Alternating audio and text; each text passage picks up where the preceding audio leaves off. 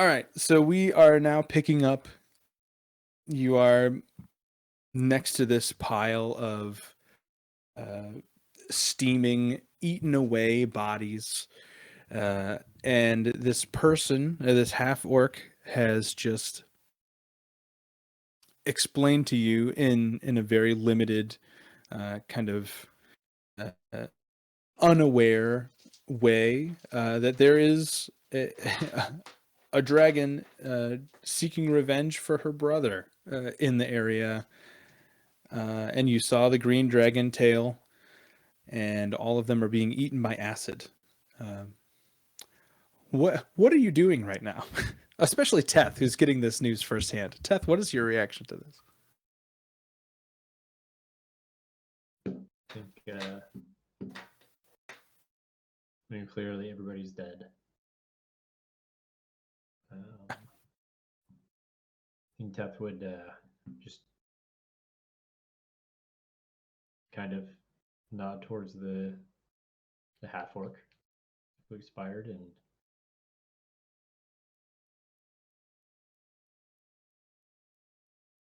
start walking around the pile of bodies and heading back towards the group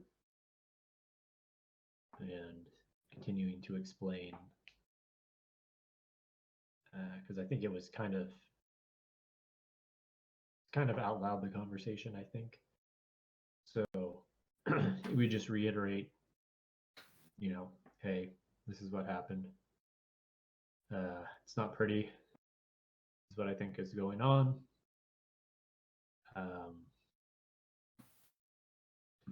I don't know who these people were with. I don't know if they have done any identifying colors or tags or anything like that.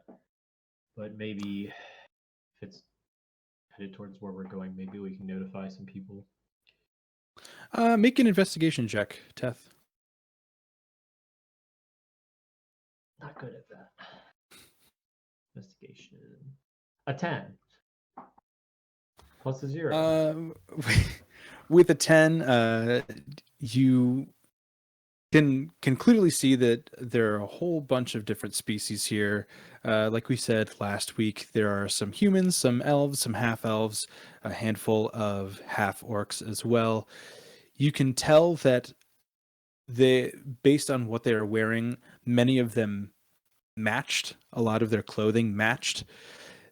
You would, assuming that other people are perceiving this as well, understand that they are very likely casters.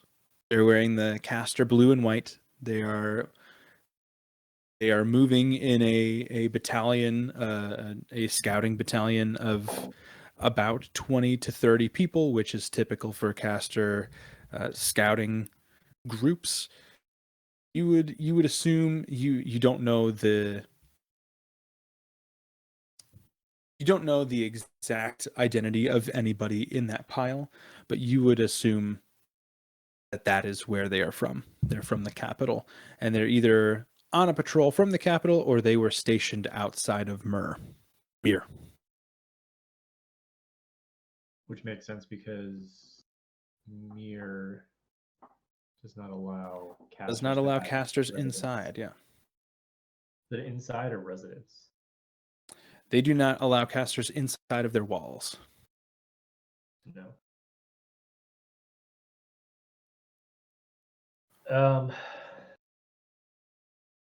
What are the two of you thinking, Vern and Eric? I'm still polymorphed as a pteranodon, Quetzalcoatlus. I forgot about that. Yeah. For however. So maybe you're not thinking anything right now. This smells bad. Which is funny because wild shape I can keep my mental ability. Yeah. Polymorph is not. Over yeah. A 2 intelligence score. I mean, you can squawk at the wisp. Right. Yeah. Yeah. Food. What about you, Vern? This is probably the first truly grisly scene that you have witnessed. You've had some fights with this group, but this is the first mass casualty you've seen. I think he he's going to take out a very nicely embroidered hanky from his jacket and kind of hold it up to his face just to kind of stifle himself from vomiting. Um, and then I think he's just going to kind of like still I think he's still going to take it all in. Like he's not necessarily terrified because it seems like all the carnage already happened. I mean, he's worried about what's going to come next, you know, with the encounter of the things that did this. But I think he's still curious because he is so unfamiliar with it. So he's going to kind of be like walking through the corpses, making sure he doesn't get anything on his nice shoes, but still held up to his face though, and kind of just like taking it all in. He's not offering up any witty banter or anything like that though. He's fallen strangely quiet for Vern. Yeah, that is one thing that all of you eventually begin to notice once your sensory overload starts to wane a little bit and you begin to get used to the odors. You begin to the shock wears off a bit from seeing all of these creatures so brutally killed. You start to notice how quiet it is, and you're not sure if it is because you're on the other side of that wall now, uh, or what the deal is, but it is unusually quiet. There are no rustling of leaves. There are no chirps or scratches or scrapes from rodents or birds in the forest, which you are still in the middle of. You're in a more open clearing, but there are still trees around you. There is none of that. You can't hear anything that you would expect to hear in a forest setting. And the temperature seems to be incredibly moderate. It was a little bit breezy before, the rustling through the trees are moving, things are blowing in front of you, and now everything seems very, very still. It seems very neutral. Everything is just, all extremes have washed away. And you are here now with this pile of bodies together, the five of you, wondering where to go next.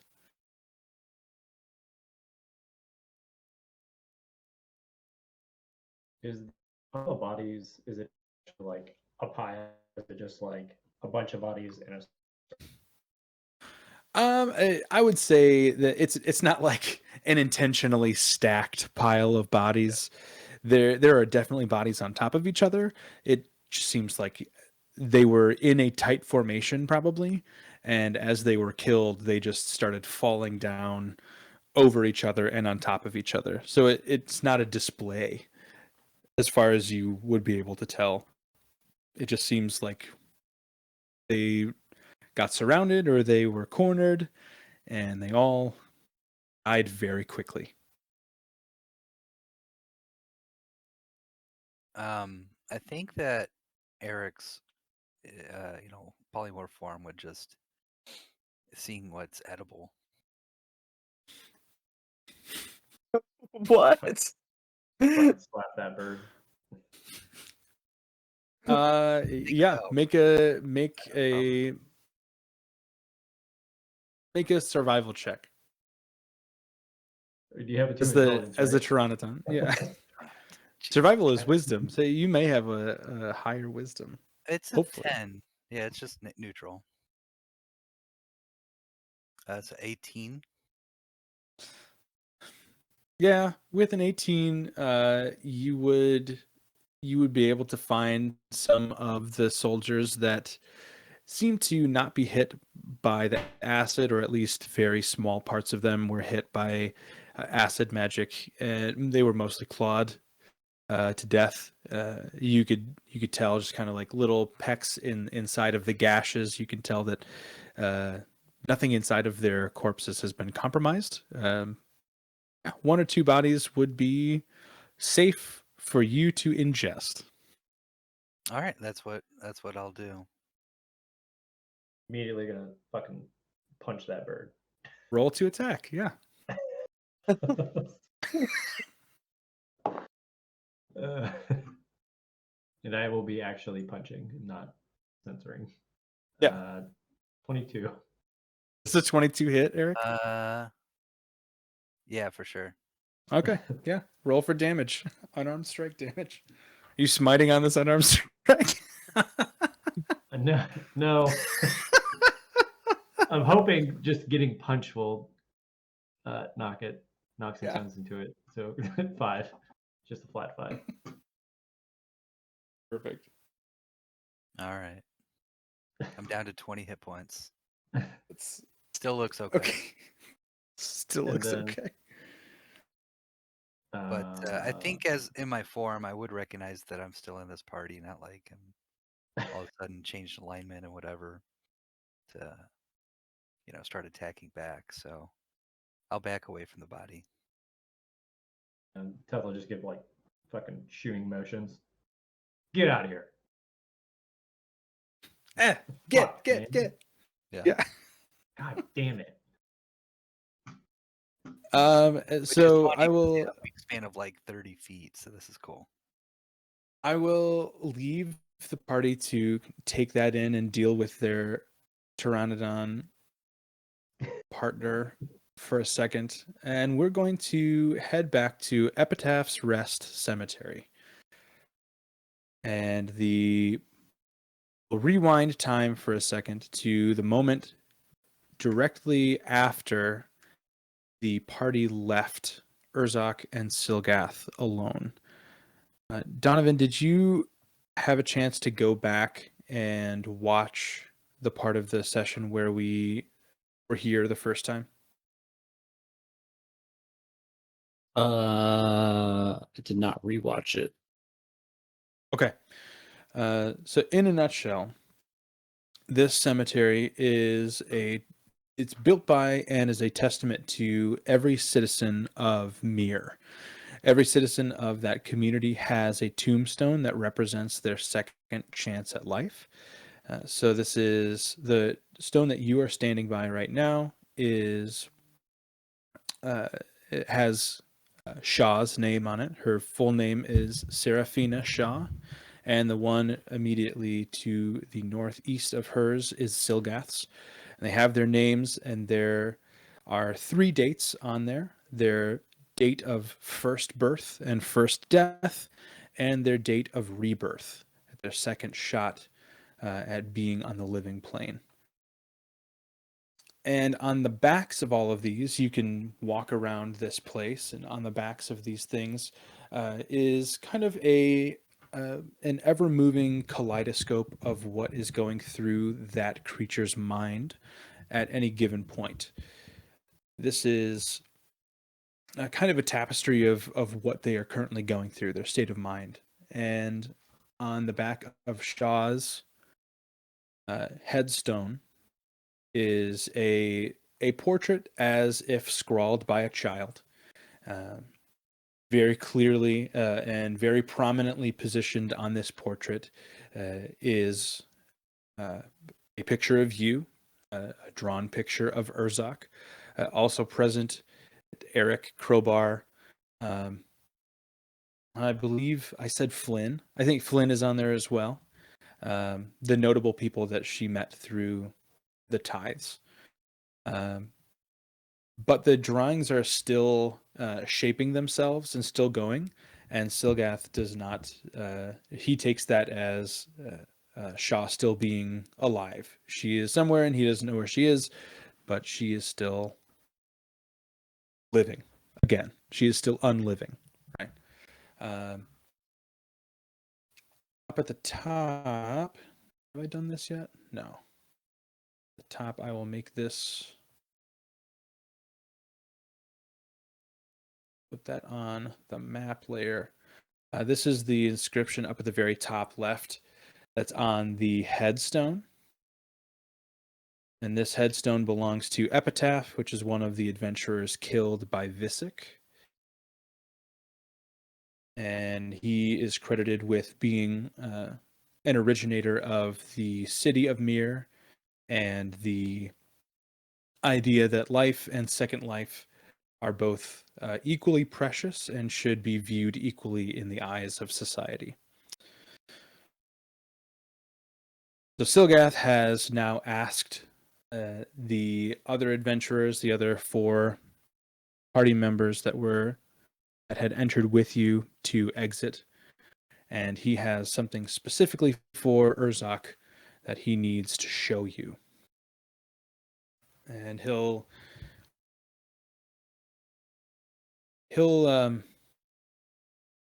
start walking over here, the same cliff that Eric tried to jump off of over here.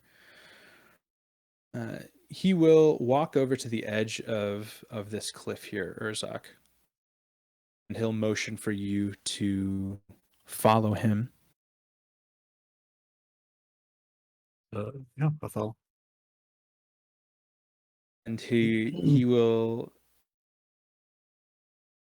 take a moment. He will kind of look out at the expanse, kind of illustrated on this map. It's very colorful. There are rolling fields. There are mountains abound. You can see for miles and miles and miles. It's very clear, and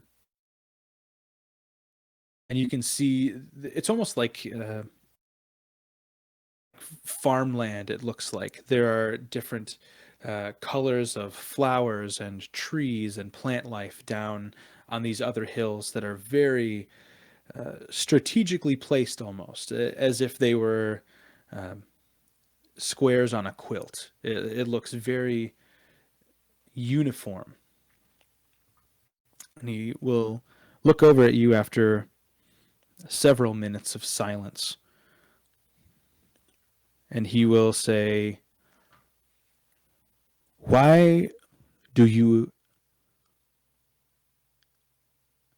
save others, Urzak?"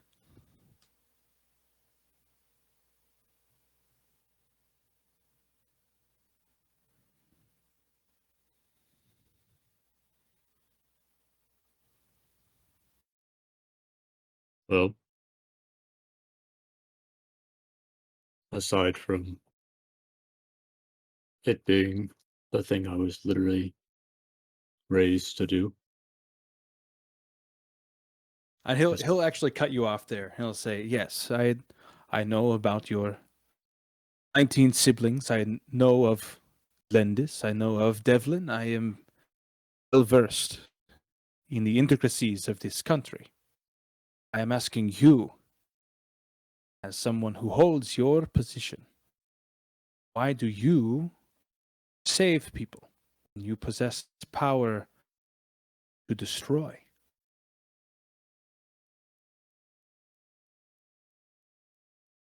I believe everyone deserves life and happiness. But as you said, I have power where not everyone does. I truly believe that, well, obviously not everyone makes that same decision, but the strong must protect the weak. Because well, in my observations, most of the time the strong only seek to gain selflessly from their position.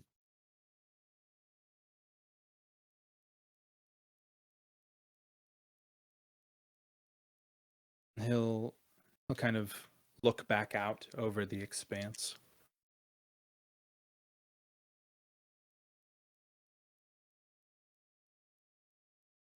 In my first life, from what I can remember,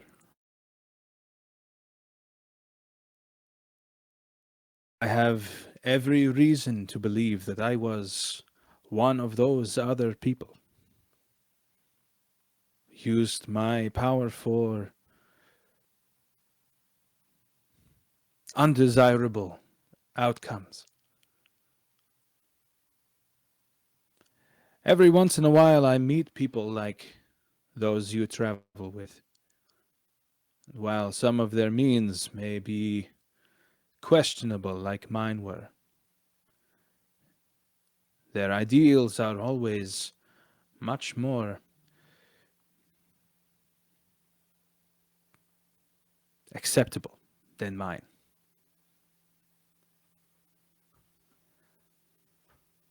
Moments ago, I asked you to help me by way of helping my daughter.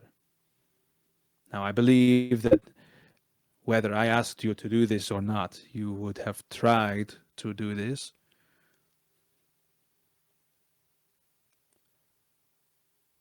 Urzak, I have two things to show you, both of which I believe have the potential to influence your actions once you see them.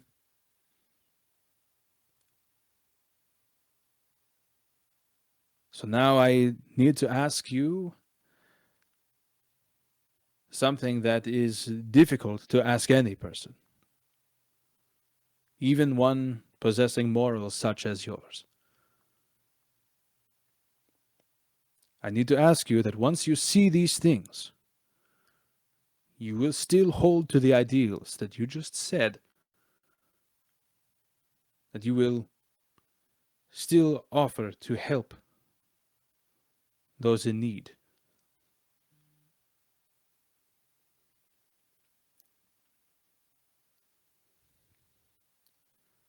I suppose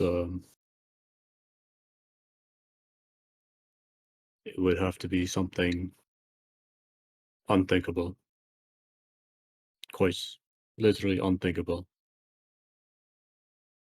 seeing as I've stood by these ideals for 80 years now. I do not fear what you have to show me. Very well. Urzak, do you know where we are? Specifically, Yes. can't say, but guessing some type of spiritual plane. Some type, yes. Urzak, we are inside a window into Arcadia. It's a plane of peace, plane of order, wonder. There are only a few pockets of this place across the continent. One of the special things about this place, one of the things that make the people of my city special, we are considered and bestowed with the honor of being the gatekeepers of this wonderful plane of existence. If you enter this cemetery with one of us, you have the potential to see things that have not happened yet and speak with those that are in between their first life and their second. I want to ask a question. Have has Urzak does Urzak have any inkling of idea of what the first life, second life thing is? Make a history check. It's a 24. Yeah, you would definitely have an idea that something like this was present. The Dampier came up in your studies when you were in the Eagle Peaks, and this would, at least on the surface level, be written in those texts. I don't know that you would know a lot about the intricacies of it, of how it happens, how somebody is reborn, especially how they differ from other undead. They seem to be incredibly in tune with both their past life and have almost severe agency over their second life. They do not come off as undead in any way, other than the fact that they don't need to eat or breathe if they don't want to. So you would know that it exists. You would know that it is a very rare form of undeath. You would also know that it is not very well documented. Mir is a very private place, and they don't put a lot of their information out. But I think that your knowledge of this would make you much more comfortable with the concept of this kind of reshaping reality in certain ways for you. Would I know? Are all Dampier on their second life? That's what makes them a Dampier, or That's correct. You would know that, yes. so they're. Oh, is there a specific race that they are before that moment, or is it like You would, um, yeah, with the 24, I would know. I would say that you would know that there is not a specific race that you have to be before you become a Dampier. It is. I mean, straight out of Van Richten's, it is a lineage more than it is a species or race. It is something that is bestowed upon you if you have the means of coming back from death in this way. So you don't necessarily have to meet a racial prerequisite before you die. okay? If I did not know that, I would now be asking about that. But Urzak would kind of just not in agreement and let Silgath continue. He will again kind of gesture out to mountains and hills that are abounding in front of you down below this cliff.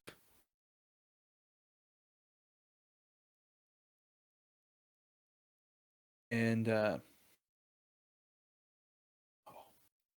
sorry, I just got a notification. Gosh, Archer went down so well today. Yes, I was really concerned about that. He had a tough night last night. That's great. He'll motion out to these hills below you, and you can see kind of with the wave of his hand, he is changing the colors of these patches on the sides of these mountains. Down in this rolling valley, there's a huge valley down to your left that's checkerboarded with brilliant blues and reds and plant life of any color you could imagine, and he's kind of weaving them in and out of each other with his movements. You can see, if you look back up at his face, his eyes have closed and he seems incredibly calm. Just an air of serenity and grace and composure throughout his entire body. He is at complete peace to the core, as far as you can tell. And he's weaving these colors back and forth, and as he's doing it, you can see the individual flower petals and tree leaves and little sticks and branches and all of this plant life come up out of the ground from these hills. And you can even smell it as it's happening. The air is becoming more floral, and it's kind of enveloping this whole area. He's bringing them up closer, and he's starting to swirl them into moving objects. So he is now starting to paint moving pictures with these natural substances, and they start to take shapes that you recognize. You see now the clearing that you were all standing in when you met Visick for the first time. You can see the gate that swirled open. Visick opened and pulled Shaw through. You see, in living color in front of you, the king crying out with his last breath, using all of the energy that he had in his body to unleash a massive blast from his scepter before dying. You see him crumpling to the ground. And then you see the Tithe's bunker, or the Champion's bunker. My mistake. It's almost like he's giving you a virtual tour. You see the door opening, the red stone door parting and opening. You are entering down the middle hallway. And as you're getting inside, the familiar 7 portals around the outside, going to different regions of the country. In the center, you can see Isaac, Cerberus, and Marawil. This is just motion picture. There's no sound. You hear the sound of swirling wind and leaves hitting flowers and sticks hitting other sticks in the air, but you can't hear what's going on in these displays. You see, assuming that the perspective is your own, Isaac say something to Cerberus. Cerberus walks forward and grabs you from your point of view, your first person point of view, pulls you forward. You look over at Visick and he says something directly to you. You turn over to Marawil. You see that she is crying, but she does not look scared.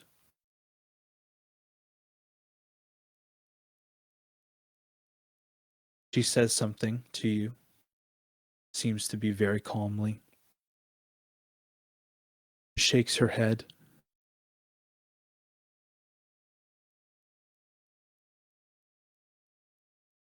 And you see your hand in this portrait in the sky. You see your hand and your sword that you know so well, that is so familiar to you, thrust into her abdomen. You release your grasp and you watch her drop to the floor.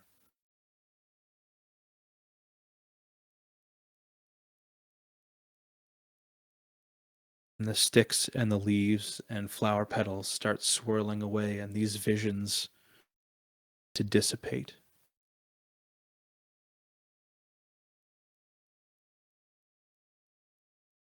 Silgath isn't done. He allows them all to lay gently back down, all the way down into the valley, all the way over onto the mountainside, to replant themselves. You see them laying back down into the earth as if they were completely untouched.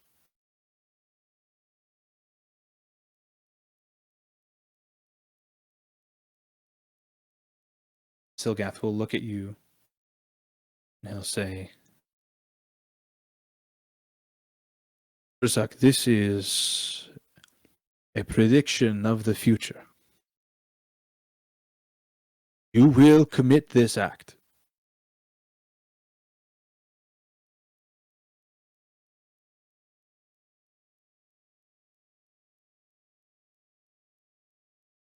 You'll see kind of like the energy drain out of his body, and he just needs to take a seat. He'll sit up against this headstone here, and he'll just rest for a second.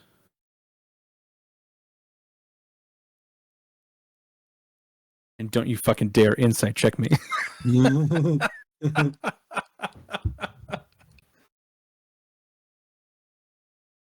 Is there anything else to tell about this? Or just these pictures?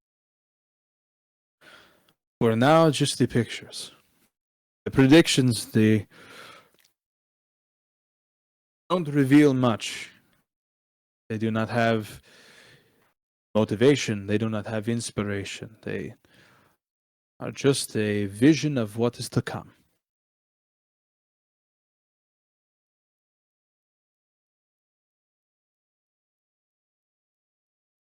I will say, at first I was in disbelief, and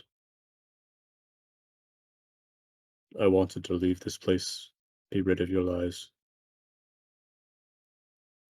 But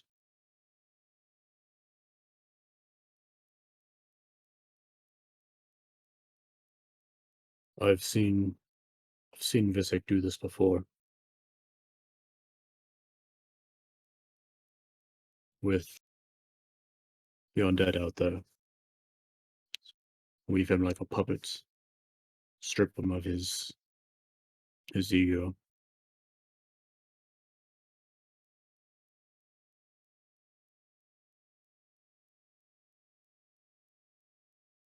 I don't completely buy into your visions, as I'm sure you're quite used to getting that reaction when you show people what they don't want to see. But if it does happen, I know firmly in my heart of hearts that it will not be me that commits that act of betrayal. It would be Visek.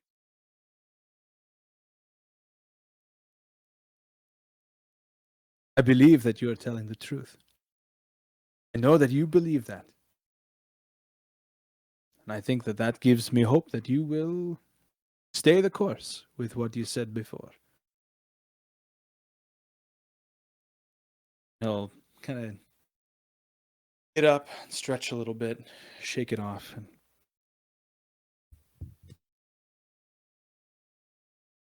say, please, follow me. He will walk over to this main headstone over here. This is the second thing I need to show you.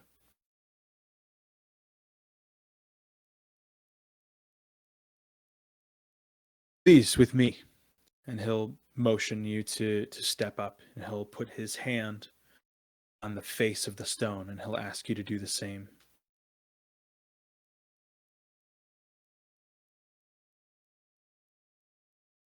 And he will start a very soft incantation. His hand, where his palm is meeting the stone of this headstone, the actual surface of the stone begins to glow. It's a dull, purplish blue glow, very similar to the color of your spirit orb that you pulled from your head earlier. And Silgath will say, "This is not a prediction of the future. This is a presentation of what is happening in this current moment." And as he says that, the entire stone will glow blue, and it begins to kind of pulse almost. It is very dull and then becomes very bright and very dull and bright and kind of yo-yos back and forth between those two settings. I'll say, "You are the first, Urzak, to witness the possible induction of a new member of our peaceful little village. The reason I needed you here specifically, and you here alone, anyone else could have seen that vision. But you alone must make a decision right now." And as he says that, from the top of the stone, see a grand burst of light. And the two of you back up about 10 feet. And in front of you, standing right here, is a spectral vision of your sister, Gandrul.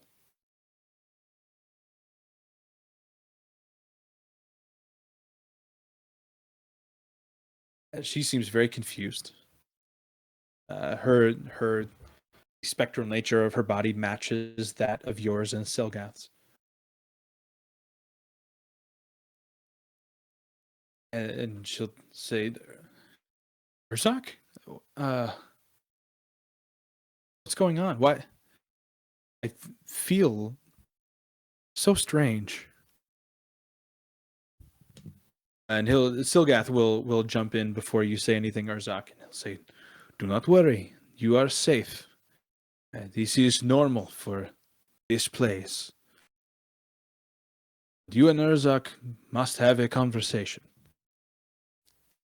or you may be staying here very soon." I'll turn to you, Urzak, and he'll say, "Urzak, I am very sorry to put this on you right now. Your sister is in her final moments of her life.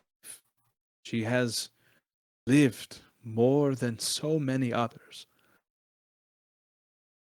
Her first time must come to an end soon. The two of you can decide to let it rest or let her join us.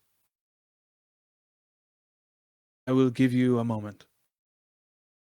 And Silgath will step back far outside of earshot. He'll be very respectful of your time together.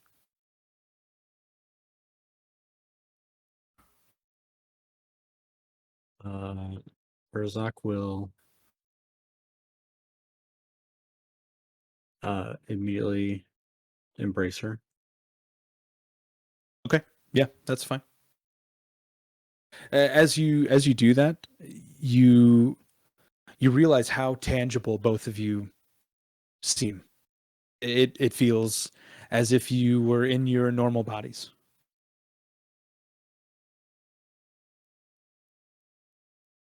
He will stifle his tears. He'll release her and say, I guess I always, well, we always knew this moment would come, but it seems so soon. Urzak, we've had 90 years together.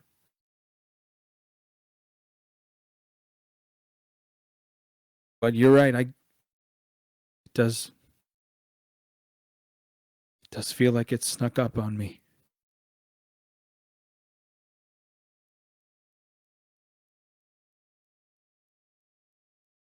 Everyone misses you back home.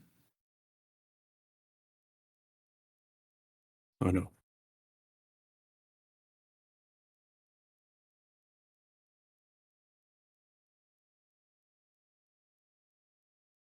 I know why you're still out. I know about the little girl, and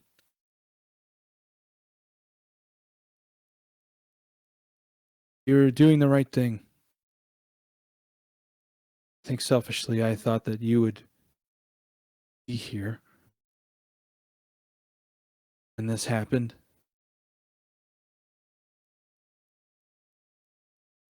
But I think you're supposed to be where you are,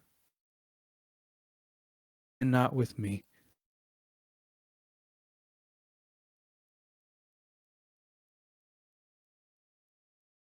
I'm sorry I couldn't be there. It's okay.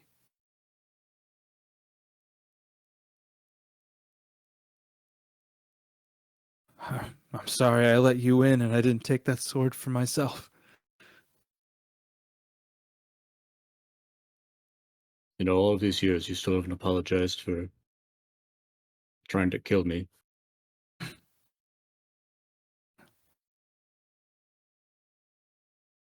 I am sorry for trying to kill you.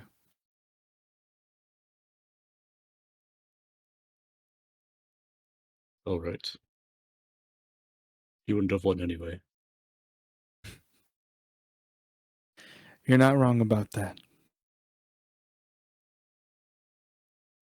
As she says that, Urzak, you can see her form start to fragment a little bit, starting to pixelate and blur around the edges.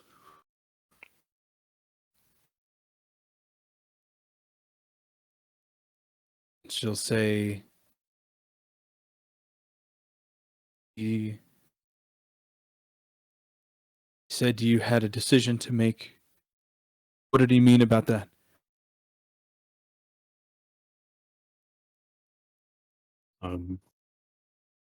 Not entirely sure. Perhaps an opportunity for you to live a second life, or maybe maybe that's just hopeful thinking.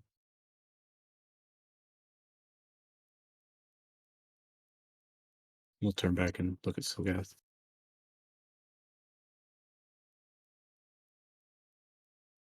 What type of look are you giving Silgath? Just an expectant, like we're ready for you to rejoin the conversation. Give him a soft nod.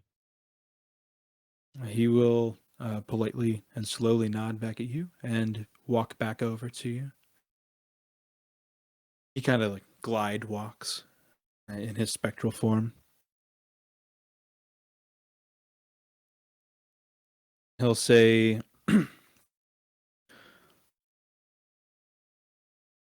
Urzak, your sister, I feel she is very close. Both have a decision to make. One thing all of us in Mir have in common is a living loved one that helped us journey from our first life to the next. You have a rare opportunity to be bonded together again for another length of life, Gendrul.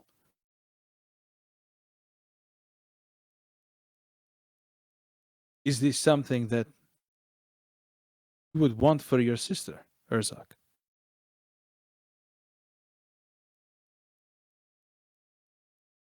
I must be honest. I don't think my desires matter in this decision.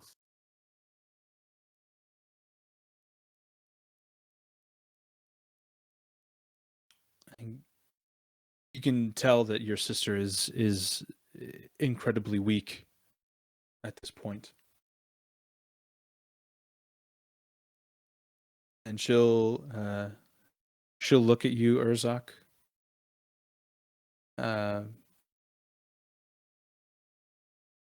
And just really, really slowly shake her head no.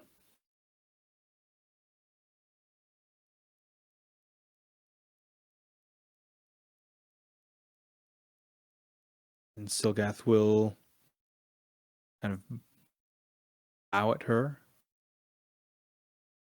and walk back over here. I'll say, I will leave it to just the two of you for your final moments. My condolences, Urzak.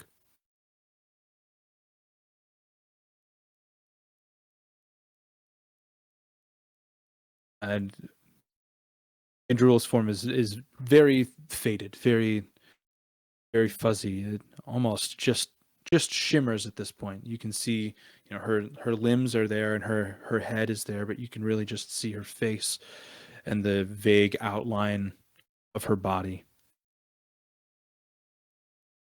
And she will smile at you.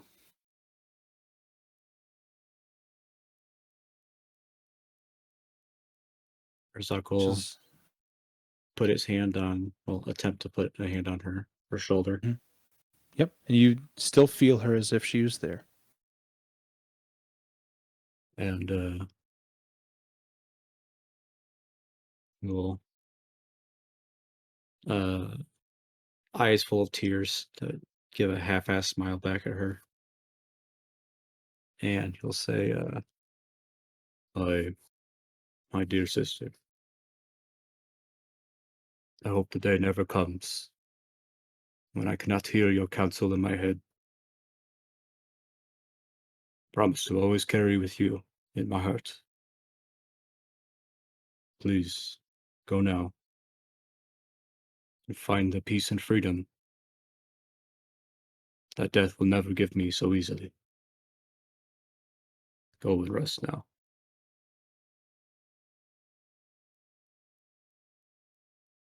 Her smile will start to weaken, Urzak.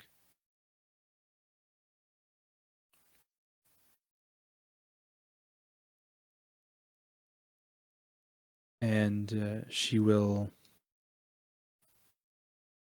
kind of bring her hand up to your face, kind of just hold under your jaw for a moment.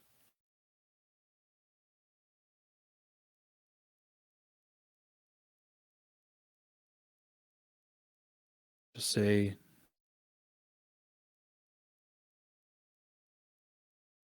I know that you're going to save her, Urzak, because you're too stubborn not to.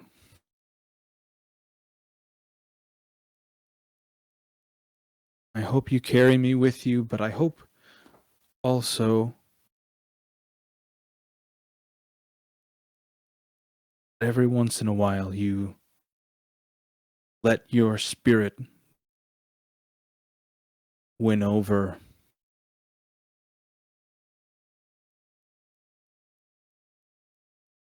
my meticulous brain.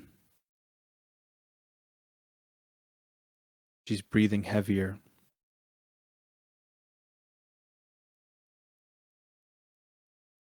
I was the diplomat.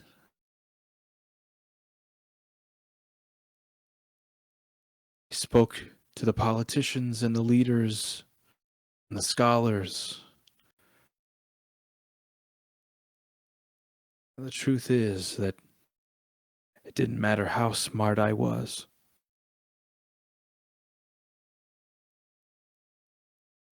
You were always supposed to be the one to lead. Trust that. You will feel her fade away. You can no longer feel or see her. She is gone.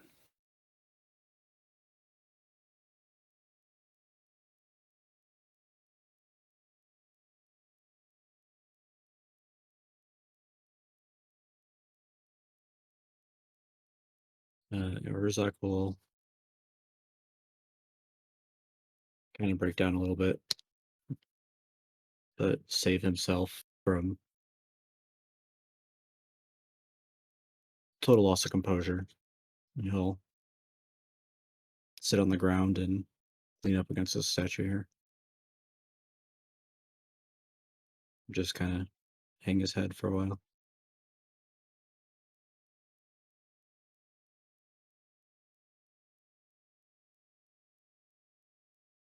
Silgath will walk over to you and not say anything. He'll just lean on the statue next to you. And he'll wait until he'll just sit in silence and wait until you are ready to say something.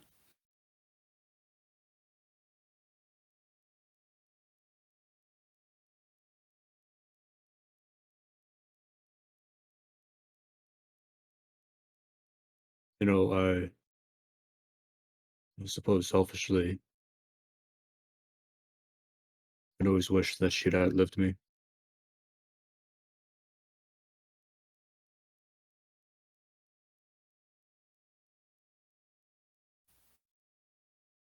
Urzak, I have done this for hundreds of people. Watch them speak with their friends, their loved ones, spouses, children, parents, in their final moments. Some choose to carry on living, some choose not to.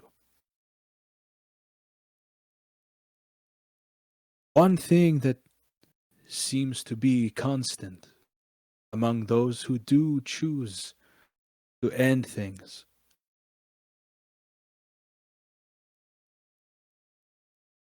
One left living says that exact same thing. You are not alone. And it is okay to feel this way.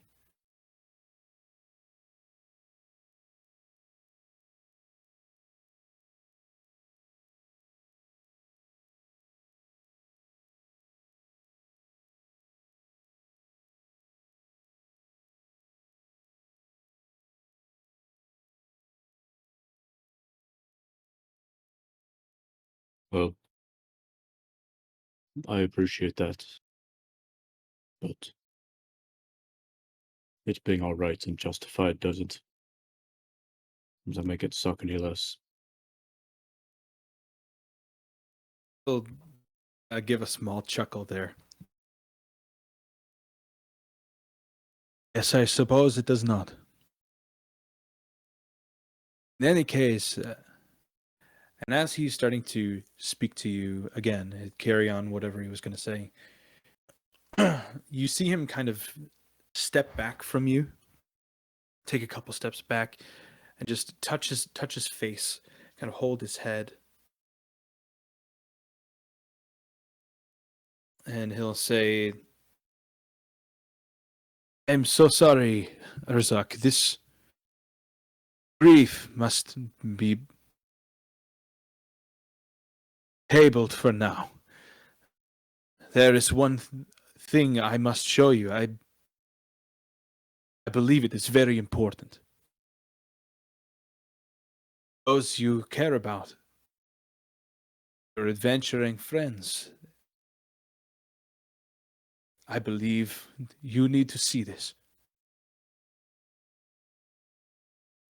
And we are going to cut back from there to Teth, Eric, Vern, and Wisp in the forest.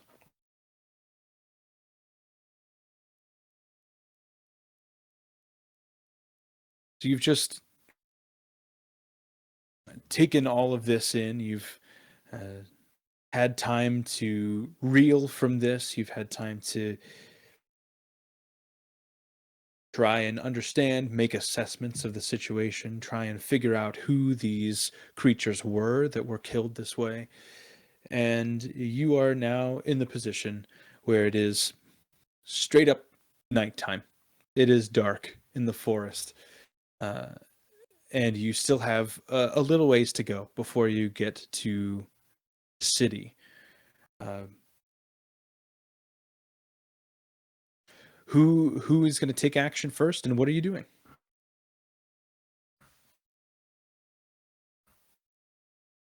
Barako, we need to keep moving. It's dark. It's Teth will look towards the wisp and just say, how far do you know how far we are? I think we're just still a few miles shy, maybe half an hour, an hour. It's hard to tell without light. I don't think very much farther, though. I don't think we have time to waste. And then Teth will look towards the rest of the group. There's nothing we can do here. The wisp will agree, and she will kind of go over it and talk with Brackle about moving east. Vern and Eric, what are your thoughts? I would think that Eric, as the pteranodon, might see the city lights. Can I do that? If I start to fly up in the darkness, see in the distance. Yeah, make a perception check. Okay. Did I hear Wisp say like half a mile or something? She said half an hour to an hour, but she wasn't sure. Gotcha. 13. 13, you cannot see anything. Still a little bit too far off. Well, in that case, I think he would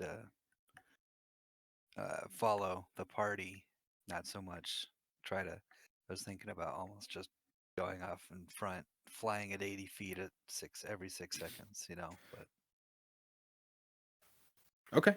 Are you I won't do deciding to that keep moving then? yeah, no, I won't do Okay. that because I failed my perception of seeing. I'm trying to play with the low intelligence. Right. It's a Yeah. -4 modifier, so that's pretty serious. It's all black, so I guess I'm not doing anything. Very well That is done. Oozes. Yeah. Yeah. Are you guys thinking about moving out? Is that what you're doing?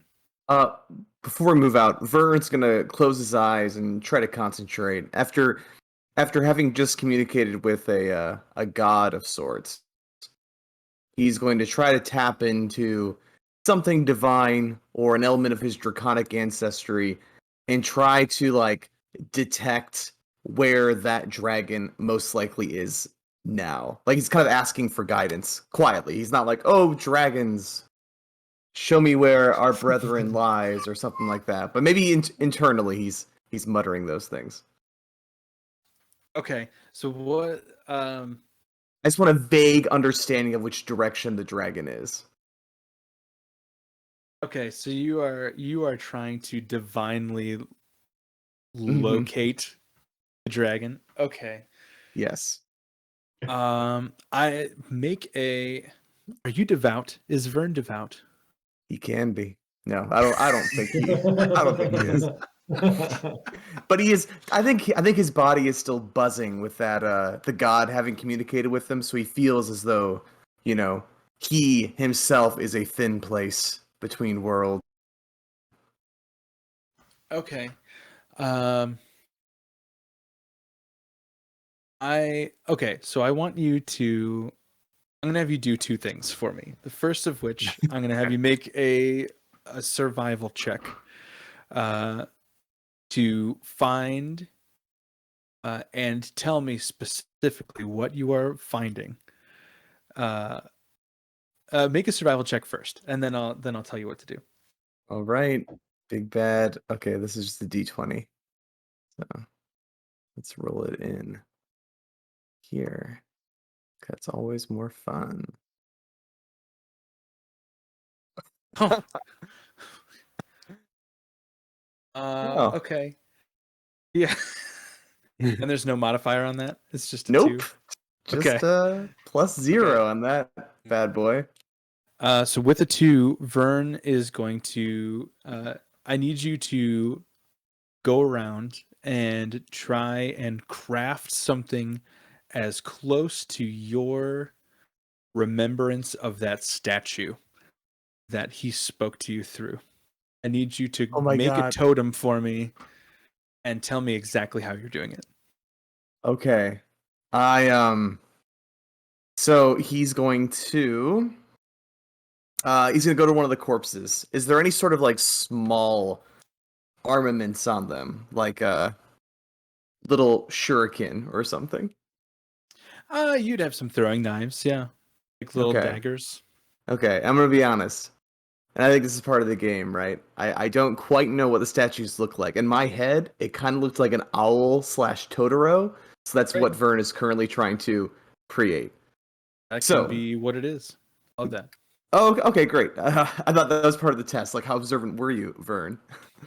Yeah. Okay, No, we'll see. no, We'll that's see. fine. All right. So he's gonna grab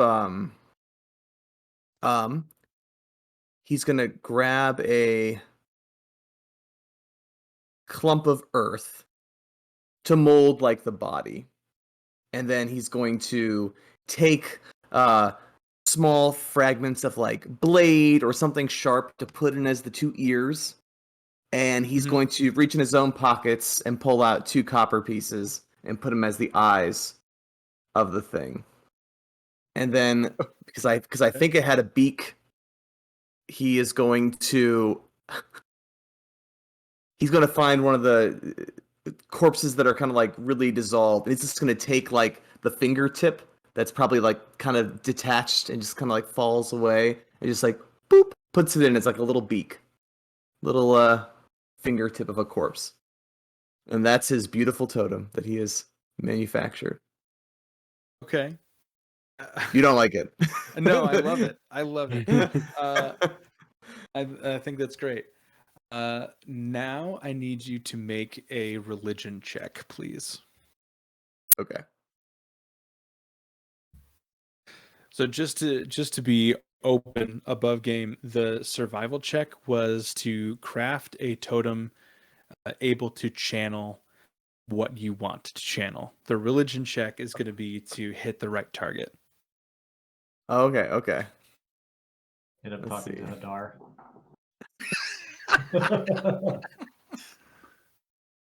All right. 21. 21. Okay. Okay.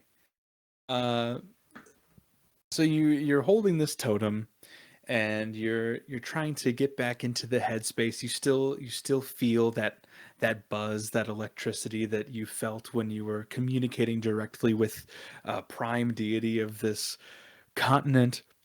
Kind of a big deal, you know. Kind of a big deal. And so, yeah, I think at this point you just be kind of talking internally, how you were talking to Coralon earlier. What do you say to this statue? Also, you're probably right around everybody else. Teth, what are you thinking before you go on? I was going to say, probably during this time, Teth was going to bring over the orb to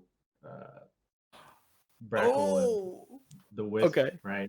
And he's producing it. He's going to start showing the map, right? He's like, okay, hey, let's see if we can, you know. Gotcha.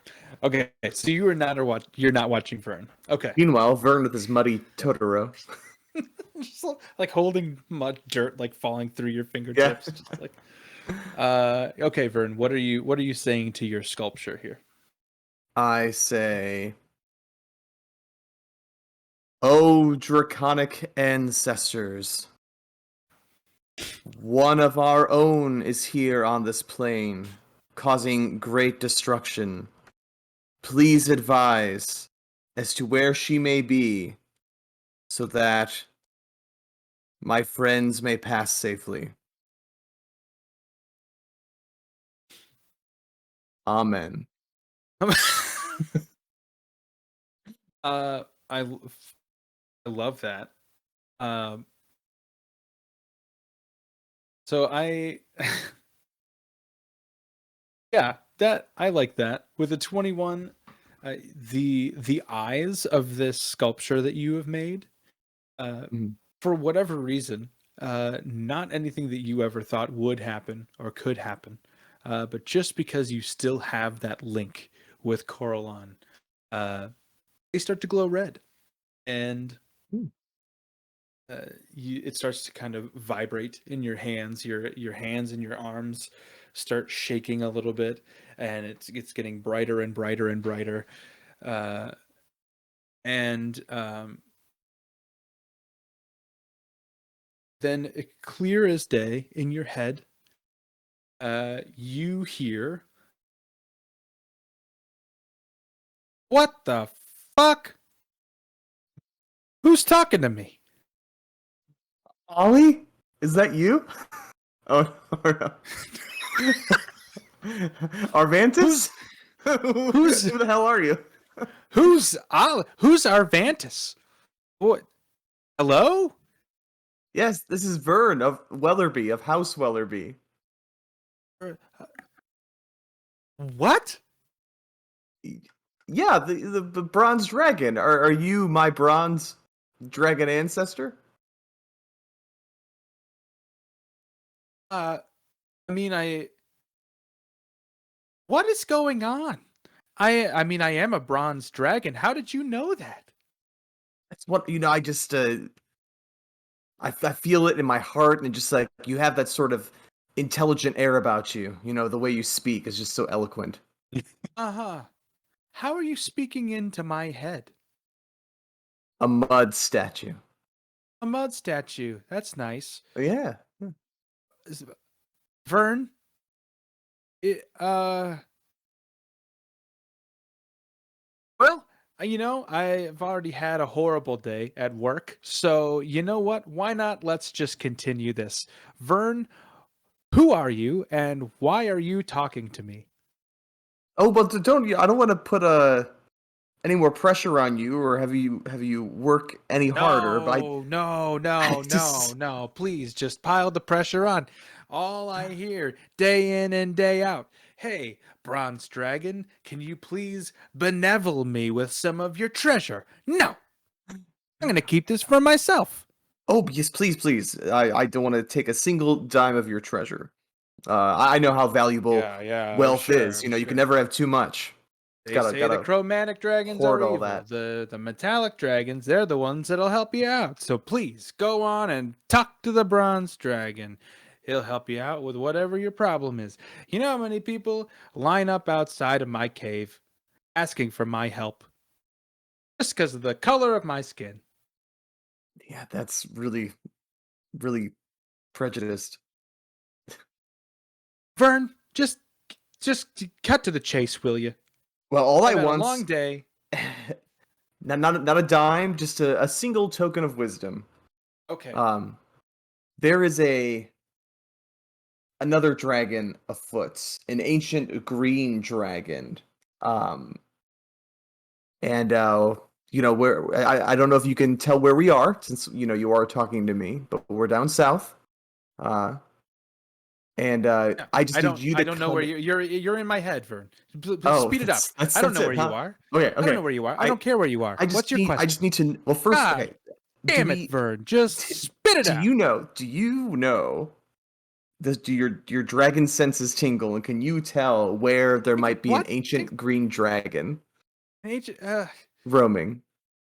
yeah, let me just tap into the hive mind of dragons, Vern, and just, just, just let me tap into the whole brain work of Okay, all the okay. dragons. Because, of course, because I'm a dragon, I know every other dragon, right? That's No, okay, the okay. stereotype.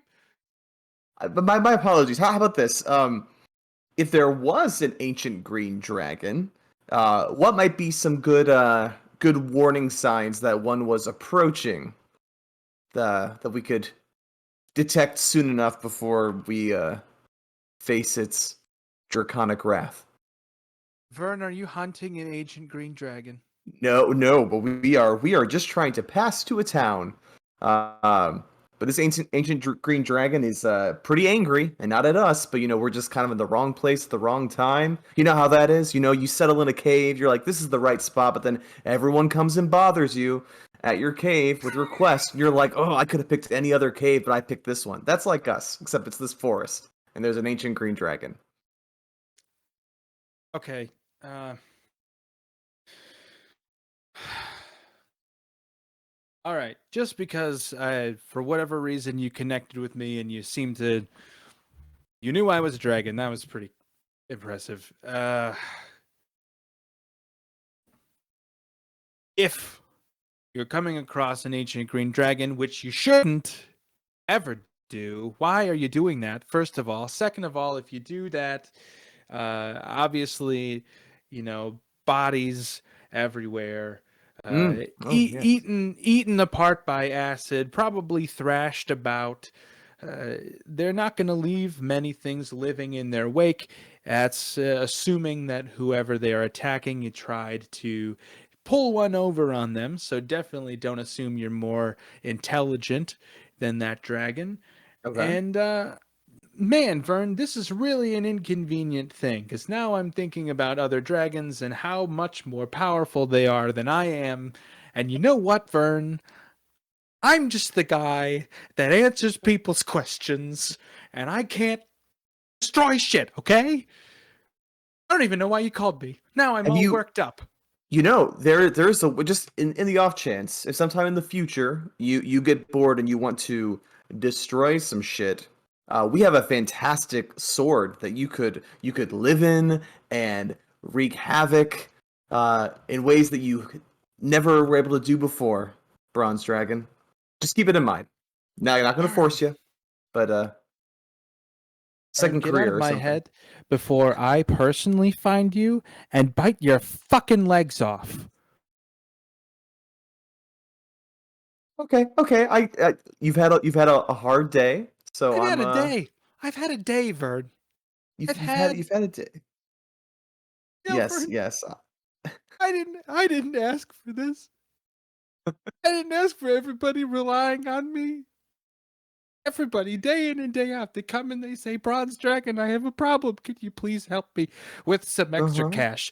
And I say, I have loads of it in my hoard. Go ahead, take it. And I feel used, Vern. I feel Oh, used. I have a horde myself. I'm not full blood dragon or anything, but I get it. People get a little needy. You're the friend that has all the cash, and they all want a piece.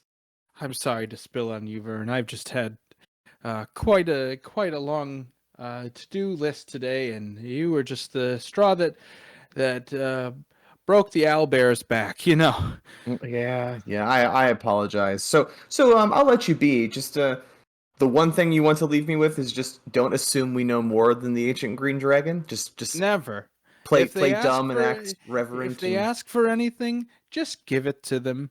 Otherwise, your whole body's going to be melted in just a couple of seconds. Okay. Okay. Well, thank you for the wisdom, Bronze Dragon. I hope you have a restful rest of your evening. I hope so too. And then the chain cuts. Communication is cut off. I dropped my mud statue and let it crumble. Just wipe off my hands. God. I don't tell anybody about the conversation. I I'm too embarrassed by how poorly it went that if it comes up and I need to tell them about ancient green dragon etiquette, I will, but for now I'll just keep it to myself. Oh yeah, I read a book once. I don't know anything about that firsthand. Yeah.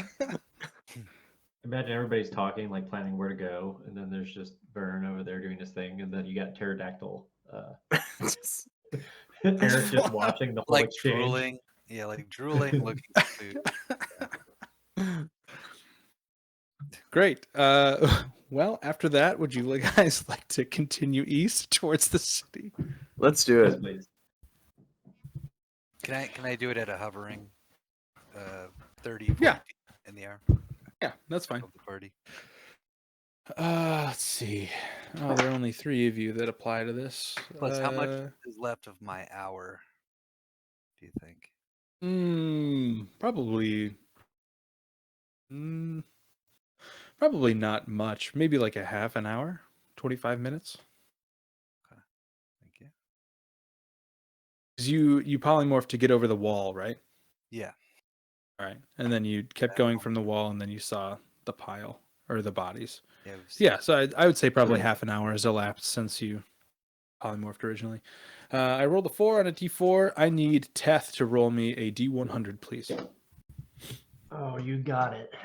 It's gonna be middle of the road. Nope, slow. 28.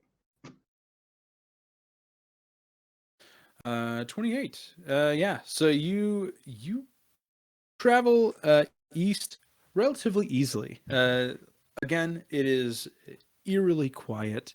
There is very little to no wind, very little to no movement.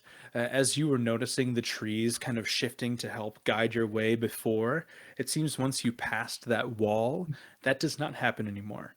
You have an overwhelming feeling of being on your own, unguided by any other outside elements. And you travel for about 30 minutes, 40 minutes, I would say. Your wild shape or your polymorph will drop, Eric. And you come up on Of course, I wouldn't try to do it while I'm in the air. Well, yeah, I feel like you would be able to gauge that and land Exactly. before. Oh no! uh, yeah, you're about 40 minutes into the trip, and you come upon a small chest. It is in the middle of the road, the path that has kind of been laid out where you are walking, and it is small. It is made of metal. It is unembellished in any way, and it does not seem to have an external lock on it.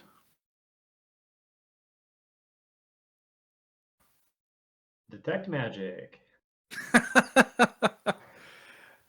Yeah. When you cast detect magic, it does not seem magical at all. There. Is this on a path or is it just literally in the middle of a forest?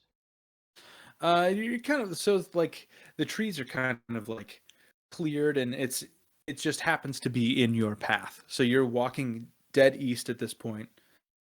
It is there at your feet.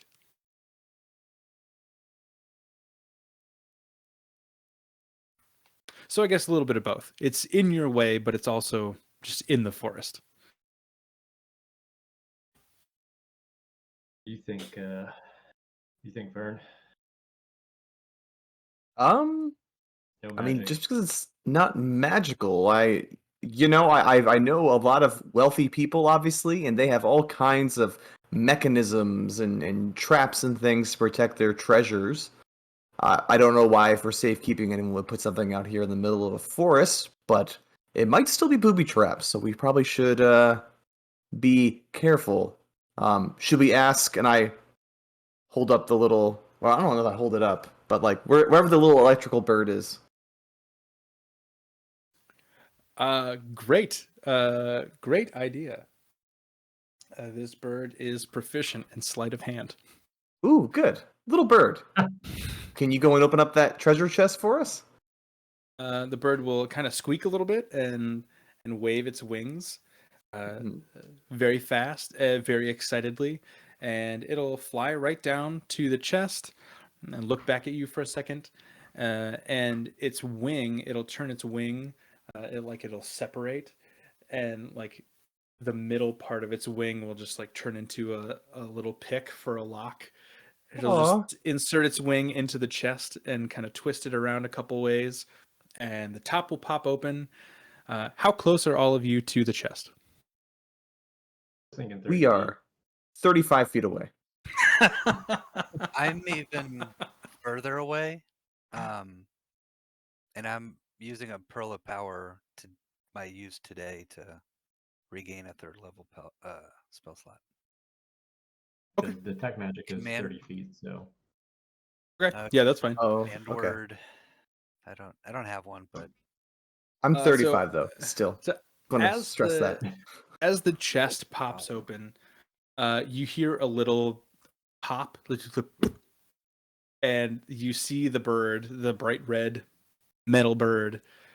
You see it get hit with something and Oh. fly back from the chest onto the ground. Oh, are you okay, little bird?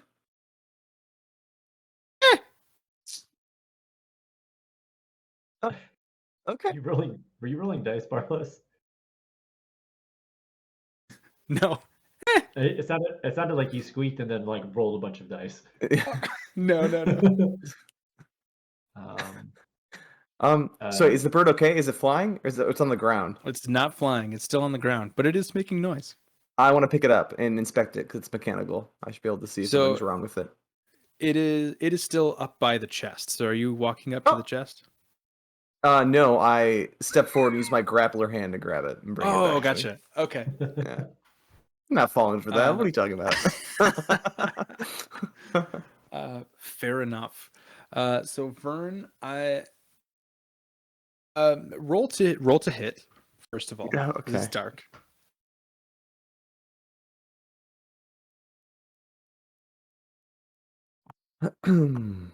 Your grappler arm is it considered a weapon with which you have proficiency? Did we decide that you're proficient with it as Yeah, a as I like a would think tool? Okay, I would be, right? because I think that we said that, but just add your proficiency bonus to your Okay. roll as a modifier. Okay. Isn't Plus detect 5. magic kind of a ritual? So like, how long You is can that? you can cast it as an action if you use a spell slot, or you can take 10 minutes. I just casted it as a spell slot. As an action. Okay. Yeah. All right. I was wondering if this could be considered a short rest 19. for Mhm. some natural ritual. Yeah, 19. You can definitely identify the bird is bright red. So even though it's dark, reflection from or light from the moon uh, is not hindered too much by these trees, and you can pretty easily pick out where the bird landed. Mhm. So you wrap your claw hand around the bird and gently start pulling it back with your grappling hook. As it clicks into your arm, I need you to make a dexterity saving throw. Oh. Okay.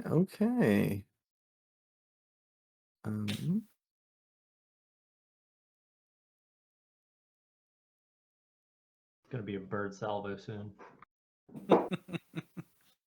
Oh, Joey, are you within 10 feet of me? Not that it's gonna matter. I'm right next to you. I think I'm next to Teth. Yeah, I suppose Teth and Eric, I guess you would be within range here too. I need both of you to make dex saving throws as well. Oh. Yeah. What's your?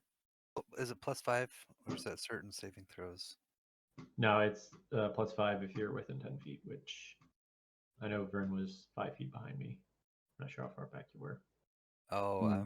I said I was a little further back. Okay. It was Dex, right? Yes. Okay. Yeah, we're good. 17. Vern, as your hand clicks back into your arm, you see from within the body of you can kind of pay attention now more closely than you have before, the intricacies that make up this bird's body. It's not just a solid metal body. It seems to be a series of sheets of metal and sleeves and different things that kind of shift around and Mhm. uh, help to absorb damage. So you see there's like kind of a cavity in the bird's abdomen, and that there are small little plates and little uh, um, what are those things called that IKEA furniture always comes with? Little dowels, like metal dowels, that are rearranging inside of the bird's body to push this thing out that struck it before. And as you're watching this happen, in your hand, this bird is like pushing this piece of artillery back out of its body. And as it gets out of its abdomen, you see that it's nothing more than a little seed that hit this bird. It's like a buckeye-sized seed. It's not very big. It was Oh. even smaller than that. And Vern, as it exits the bird's body, as it just rejects it and kind of cleanses itself of this little seed, it will launch itself into your side. The seed? The seed. Kind of Oh. think like just lower than your rib. It's Ew. gonna shoot Ew. itself into your body. Oh, that's awful. Okay, I hate this. Um. Ow. Probably a little more screaming than that, and then I'll You sort of take 2 piercing damage. 2 piercing damage. Okay. I yell for Eric to come in and like, Eric, it's a seed, I think. He's like he knows Yeah, the nature, nature right? guy. Yeah. But also, looking to heal you a little bit here. 2 piercing. Two piercing though. I mean, I'm still fine. I'm okay. Thank you though. with well, with the fact that we're trying to look through the puncture Oh, okay. seeds inside your abdomen, is that what's going Can on he now? see the seed? Like, is it like just sort of like a Can little I- like meteorite into my skin, like a crater, or is it like a bullet buried in my flesh? It shot into your torso. Make a medicine check, Oh. Eric. Medicine. Okay. Can I assist with this with the intention of Teth thinking he doesn't know what the fuck shot into him, So I but have he's thinking advantage. pull it out immediately. So I rolled a 7 and a 17. So 27 with a +10 modifier to medicine. Jesus. With a 27, you can very clearly see the path that the seed took. You can see the entry wound. It does not. It's not bleeding super badly, so you can kind of see the trail that it entered through, and you can tell that it went in, and because he was kind of holding it down here, in front of him, it had an upwards trajectory. So it went in under his rib and up into his torso. So you could, with a 27, your best guess would be that it's sitting somewhere around Vern's right lung. Ooh. It makes me like feel really uncomfortable. While that was being shot, was there even a glimpse of magic from Nope. the seed? All right, it's just a fucking wild seed. I don't like that for you, Fern. Don't gamer. To be honest with you. Yeah, this What- thing's full of life on its own and self-governing. He's like pouring over you, like, trying to like bedside. I can't seem to do anything but locate that it's in your right lung. In my lung. Just outside of his lung, not Vern coughs it up. Yeah, no lungs were punctured here. Okay. I mean, I was hoping to get to it before it. I didn't know it was gonna jump into your body, Vern. Vern pretty egregiously failed that dexterity saving throw. I don't know that there was anything you could have done to stop it from entering. I mean, there's one thing I could have done to the seed. Don't make it grow. Yeah. Yeah, thanks. Just No, the end it's of like a Vern, he just druid explodes craft. into a tree. It's just a cantrip. Make a seed pod bloom. Awful. And it costs you nothing. It's a cantrip. And it could literally kill me right now. What I will allow you to do, any of the three of you, if you're willing to chance another dex saving throw, you could go up and inspect the chest. Yeah, I was actually thinking about doing that regardless of the dex. So you saving throw. to be clear, what you would have to do, the requirements would be a dexterity saving throw to get up to the chest, and then I would also require a nature check as well. And also, I guess Brackle is still here, so he would offer to give you bardic inspiration. He could hold that in the event that somebody does decide to do it. Let me ask you this: is there any indicator that it's like, oh, hey, there's this thing I'm going to go look at, and it's a nature thing? Because I think Teth would want to go look at it, but not necessarily think, oh, this is going to have a consequence. Vern would know that it was a seed. So I think that knowing the projectile was a seed and that it came from the chest would be enough to justify you knowing that ahead of time. Okay. I guess Teth would offer to Eric first, but if not, he would go look.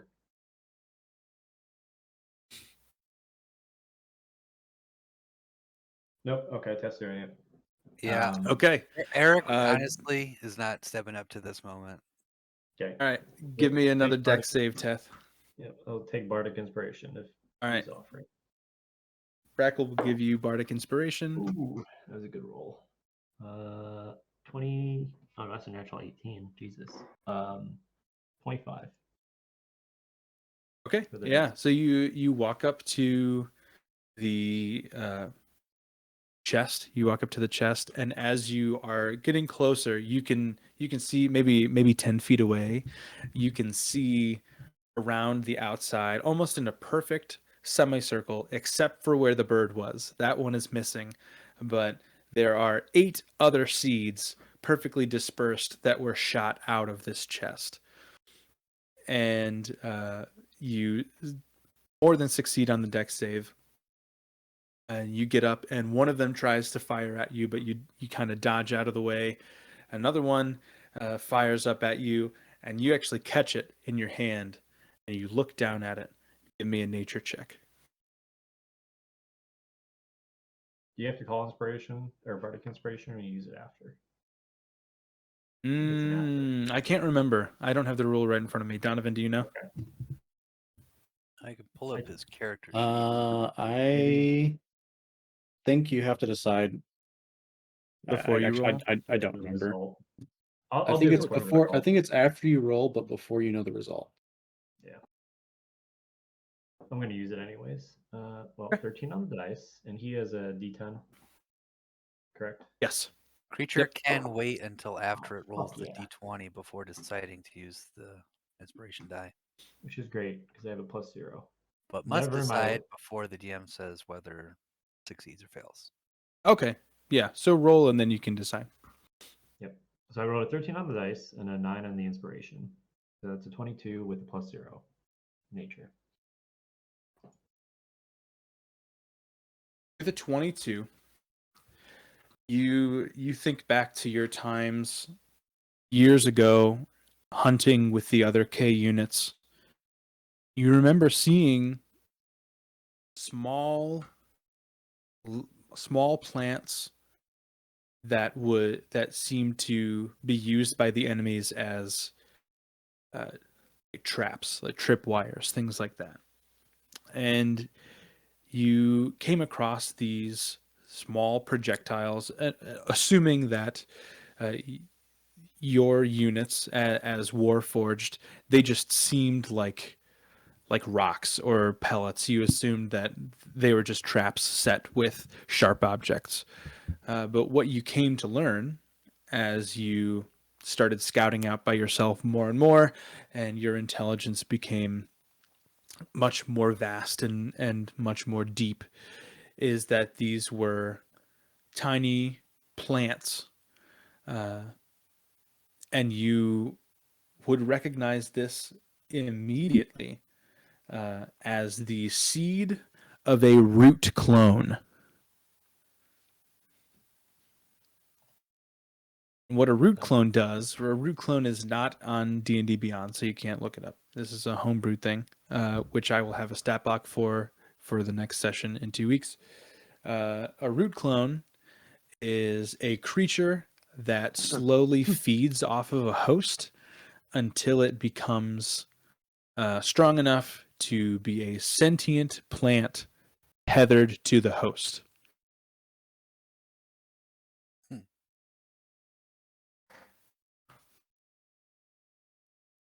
So it's just a seed right now, but it poses some strange and serious, possibly exciting, but also possibly very scary implications for Vern.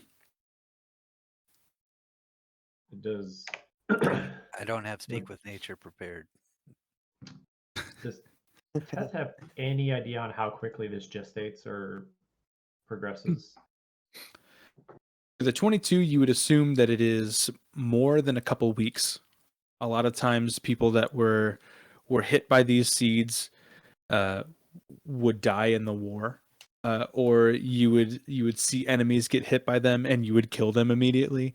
So you never actually saw one grow in its natural at his natural pace, but you did see a few of them after they had started growing, and it's just like a little plant, like a little radish monster, tethered to a person by a vine. And it's kind of funny. Yeah. But Vern would very much like to get this removed. If not in the field, then at least when we get back to town. Teth, what do you Can see I in that walk? chest over there? Can I move? Oh yeah. Yeah, you can move normally. You feel completely normal. It just feels like you got hit by a slingshot. Teth will Teth, look down at the what do you got in that seeds chest and over there? look back towards Vern. Vern, I've seen this before, and typically after somebody is hit with one of these, I killed them. Oh, well, let's we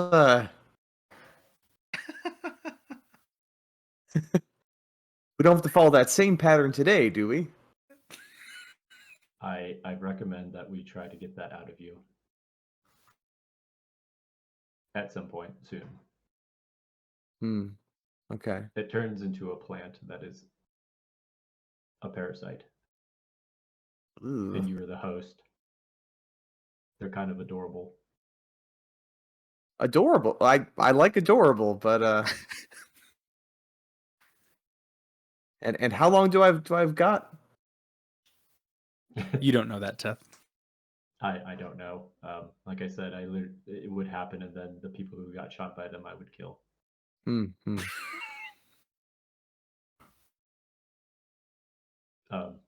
I maybe once since we I'm get since to I'm not town, in since I'm not terribly in pain, I'm going to cast minor illusion and make it look like a plant is growing out of me. I'm gonna go "Ah!" and like freak out for a second, and then make it go away. And be like I'm playing, guys. I'm playing. I can make it to town. I'll be okay. Let's just not open any more chests with exploding seeds.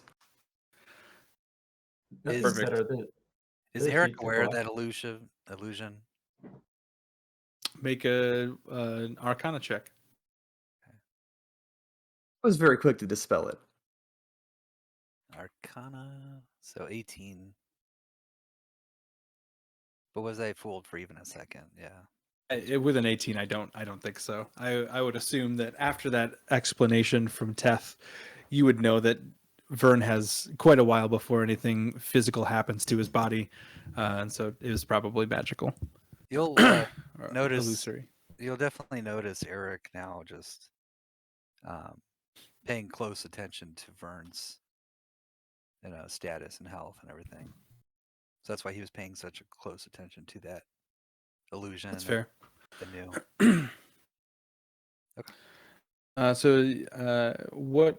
What is your idea for moving forward now that you know that this chest is right in front of you? Was there still seeds? You said they were kind of set around the chest, and it was almost like they were triggered once you got within a proximity or a direction. Mm-hmm. And I was close enough at one point to have inspected it, correct? Yes. I'm just gonna close the lid. The stuff was in the lid. So you were going right up to the chest. I assumed I'd have to have gone right up to it to inspect it, right? Yeah, I guess so. So as you close the lid, Teth, you make so the way that I'm envisioning this is when you went up to make the check, you just kind of like came in from one side, and that would trigger one or two of them to fire at you, and you caught the last one. If you go up to the chest, you're triggering all of the other ones. Okay. With the one or two, can Eric try to open them? Understanding that they now pierce a body Mm-hmm. in their seed shape, try to just start them by opening them with my druid craft. 2 turns worth, I guess, 1 for each target. Yeah, I like that idea a lot. That's really funny. a seed pod, so that would negate them from jumping around any further. I don't know what exactly they open to, if it's directly into vines and how big, Sure. but Directly Yeah, into my go face. they're at least not a projectile pierce. Yeah. go ahead and cast Druidcraft, Eric. Okay, so Yeah. cantrips for those. I'm assuming you're just doing this. Range of 30 feet, so Okay. I'm a little closer, but I'm still Fuck at a me. distance.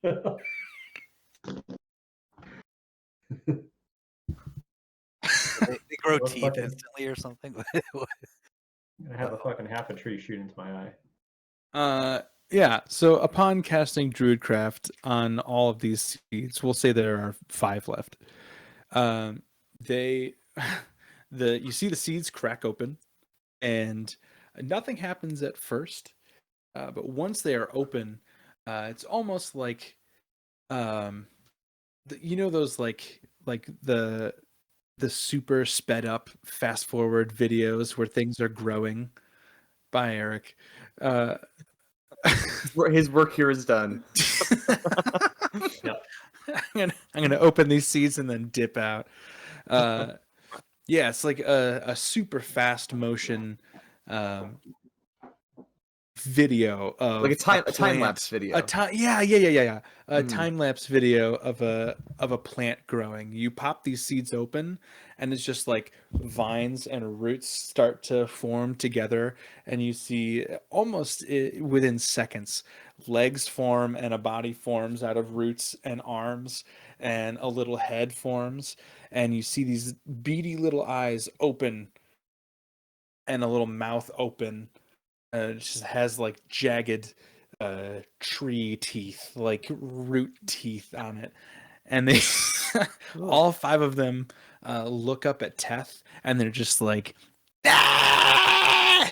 And they start running at Teth. I need all of you to roll initiative, please. Yeah, great. That's awesome. That's Yeah, everything Vernon's I not wanted. happy seeing what would become of him if he doesn't get the seed out now. This is a Well, look at these are seeds without nourishment. With your blood involved, maybe it'll be more Maybe friendly. A little nicer. Not as cranky. Yeah. his new Ooh. familiar. Oh, kind of a waste of a natural 20, but whatever. Hey, that's all right. Save- That's the highest save me, initiative man. you've had all campaign. That's you're absolutely right. Great.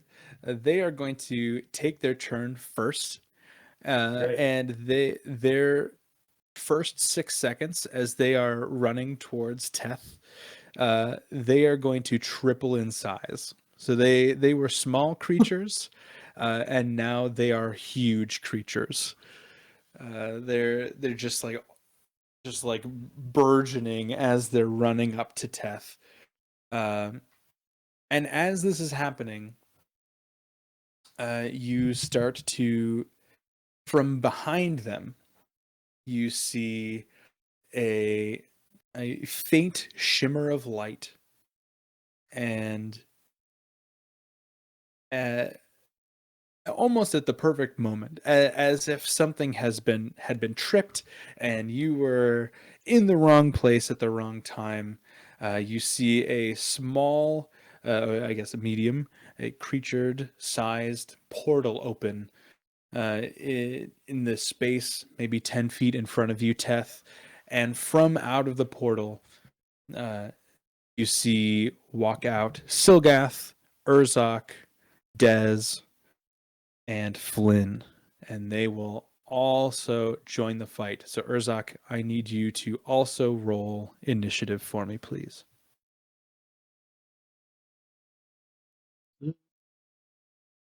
12.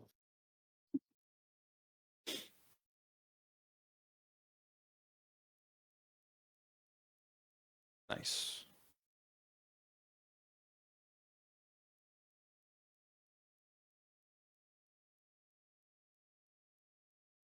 The Clone Wars begin.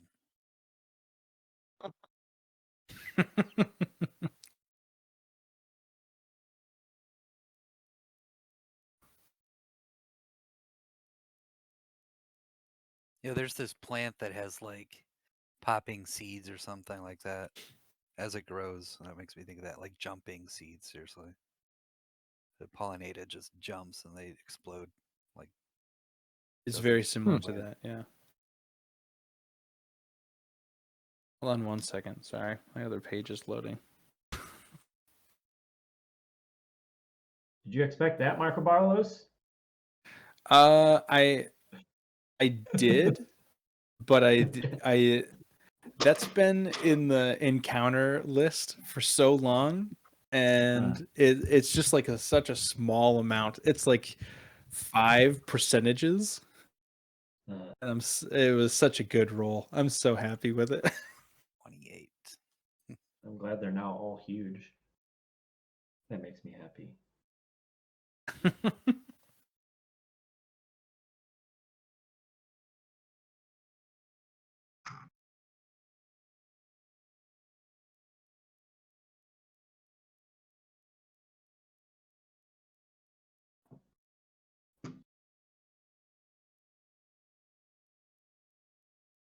There we go. Right. Oh my gosh. You ever go to zoom in on one of these maps and you accidentally zoom in the window instead of in roll 20?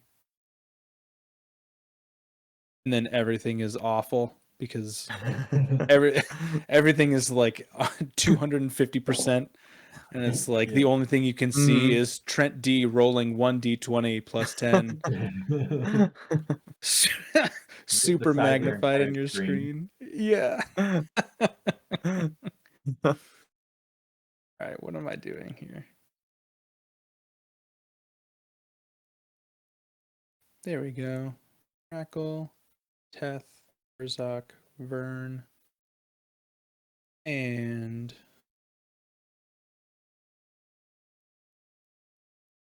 Flynn, Dez, and Silgath. You'll get to see Silgath fight for the first time.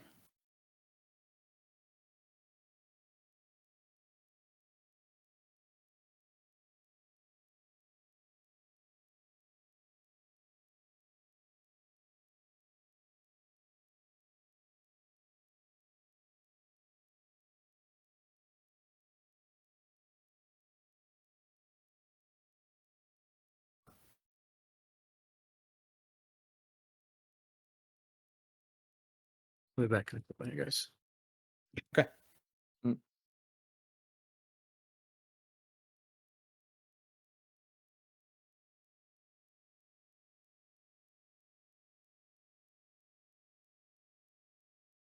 Move you over here.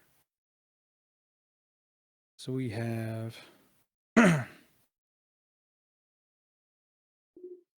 Silgath. Oh, you guys are on the wrong layer. Jesus Christ. I really am good at my job. Token layer. Now you're on the right layer. Great. We have Silgath, Flynn, Dez, Urzok coming through this portal.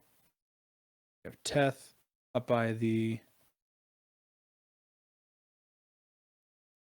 chest. Ern, Eric.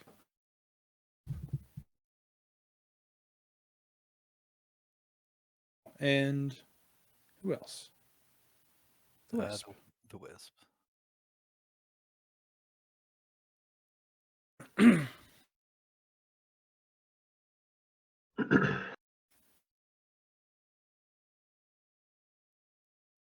Oh, for Jeez. fuck's sake. Many big things in this forest. A lot of big things. Many big things. Oh, are they one big thing, or I thought they were? I missed them. No, it's many big things. I just needed to. Okay, so I am fucked. You can take him. Great.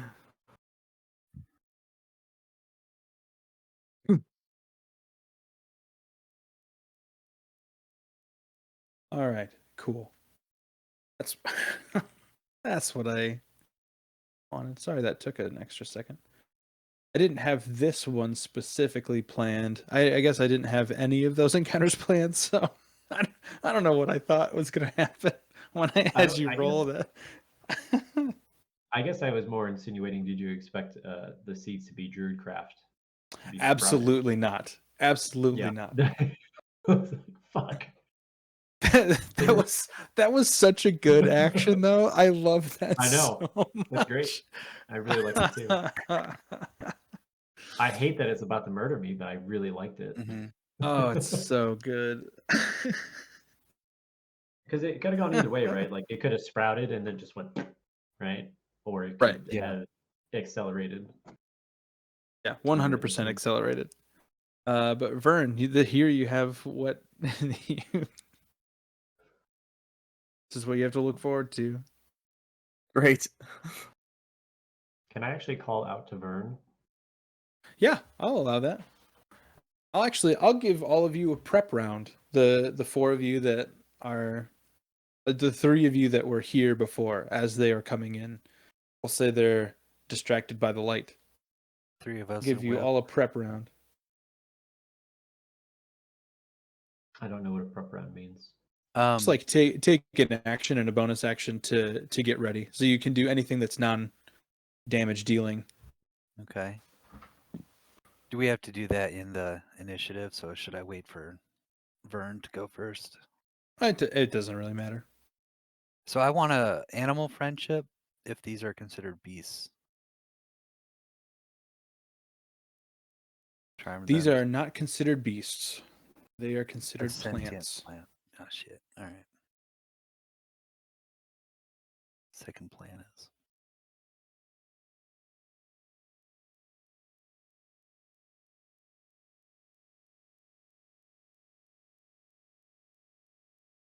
I was gonna say, as far as prep goes, I was not expecting a prep round.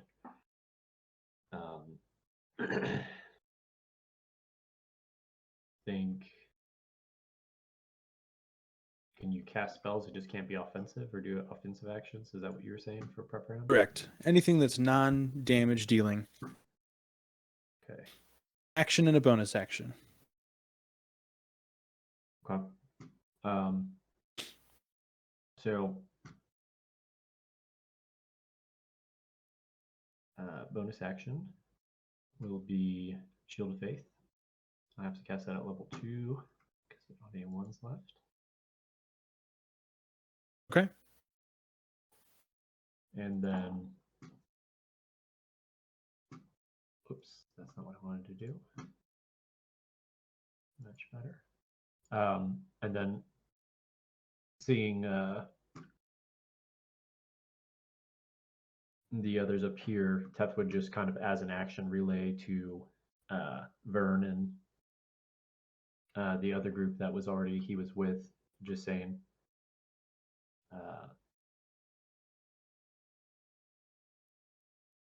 Urzok and the others have arrived. Vern, if you need to blast them, don't worry about me, just do it. Blast them. The gesturing towards the plant creatures, because Okay. Teth realizes that he's very much in the center of them, and he knows that you have destructive magic. Oh, yes, that is very true. But he would more be relaying, hey, they're, he'll point towards where they're at. Just kind of relaying, communicating as his action. That is his Good stuff. Yes, kill our teammates, Vern. If I was to do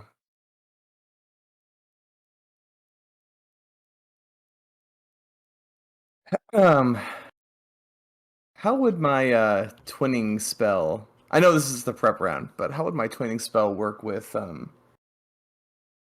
my chain lightning? Do I just get like one extra bolt that comes out of the main target, or I mean, it says I spend. Does twinning does it stipulate that you have to? It has to be a single target spell. Single target, yeah. Target. Okay. I'm about 90% sure. I could be wrong. Well, it just says you can spend sorcery points equal to the spell's level, to target a second creature. Okay, so maybe that's implying that the first one. Well, my first one is only targeting one creature technically, and then it has the prongs that come off of it, right? You might have to As long if as you the like spell. do like the expanded, like click on it again. Oh, hang on. As long as the spell at the level it's being cast is incapable of targeting more than one creature. Okay. Yeah. Okay. Never mind. There it Gotcha. is. I was gonna say that does sort of make sense because you do only target a creature with the initial Mhm. blast, but you also have to select extra targets. Yeah. So that makes sense. That would be pretty fucking cool, though. Yeah. It'd be so much lightning just everywhere. Wind, lightning, that'd be Double. nuts. Double Okay. fireball. I think I'm ready for Yeah. Eric's prep. Okay. Although this wouldn't, I can't do Warcaster, so I wish I could heal you, Teth, but instead I'm going to have to concentrate flame arrows. So touching all my crossbows with an action, let's see here. A quiver containing arrows or bolts. I'll get to add d6 fire damage. I'm doing this at 3rd level. So with a bonus action, I plant my shield somewhere back a little bit. But where would be ideal? These trees tall enough that if I was underneath it, I still could shoot at ground level at the creatures. I would say so, yeah. Okay. So I'm basically setting up next to a tree and planting my shield and then just prepping with fire arrows. Okay.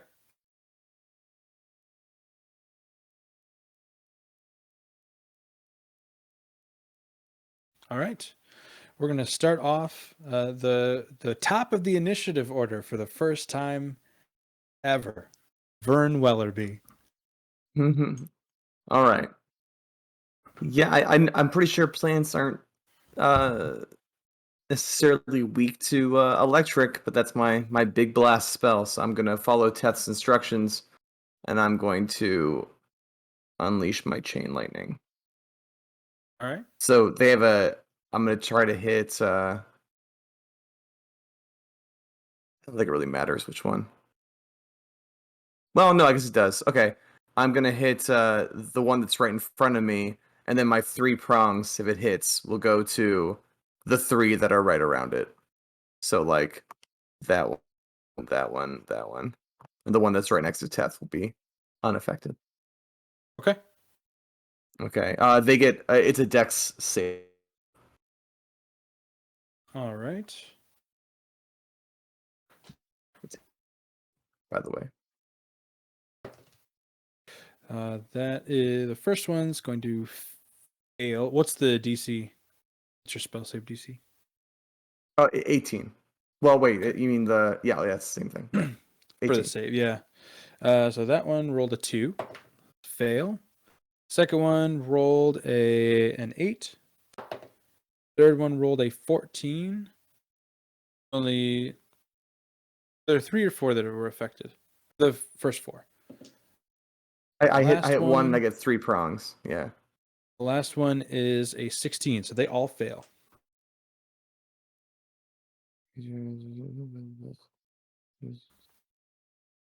Okay. All right. Cool. Great. Should I roll? Should I just roll one time? Or should I roll for each of them? Yeah, What's more that's fun? fine. Which is fine. I get you can roll separately for all of them. Yeah, let's do it. That'll keep Or you more can- interesting. Okay, so it Okay. is 10d8, and I get +5 because it's electric. Right. Okay. So the one closest to me is going to be the one right in front of me. Initial blast gets hit with 50. Okay. Yikes.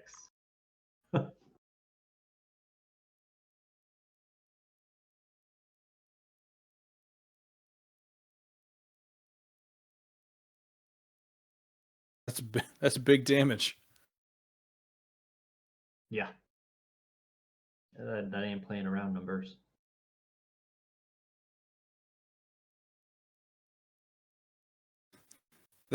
That's Teth regretting saying just go for it. Yeah, I'm glad potentially Vern has great control of his elemental magics and doesn't like shoot like a fucking lightning rod to Teth.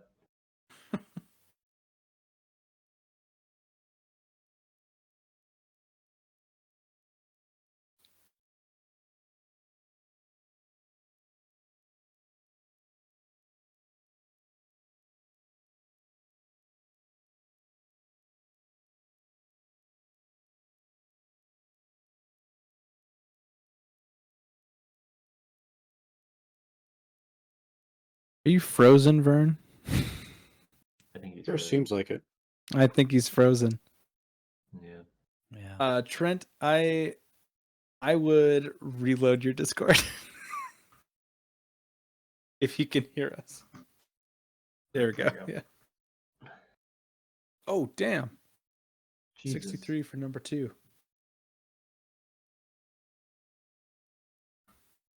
Fuck, man, those are some good rolls. Yeah.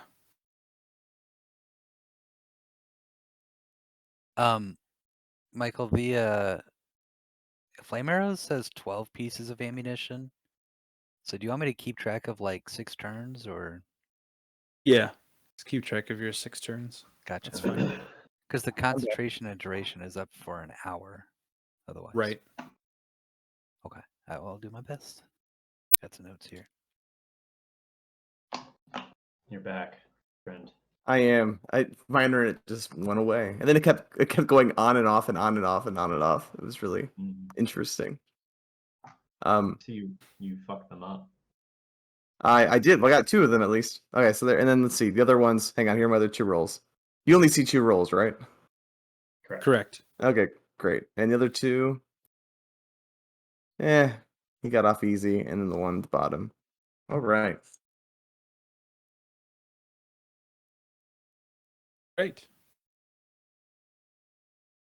Do you have any other actions that you'd like to take? Bonus actions? Things of that nature? No, it took a lot out of me, and I'm just so angry that one of these creatures is inside of me right now. So I'm just like fuming and like literally fuming, like the smoke's just coming off my hands from like the electricity. Oh man. All right. Great.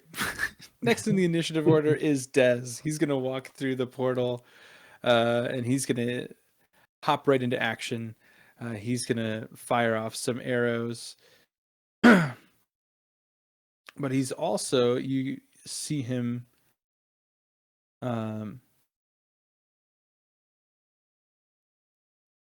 you see him as he's kind of like running up into the battle and flying up into the air. He'll fly up 15 feet in the air right up here.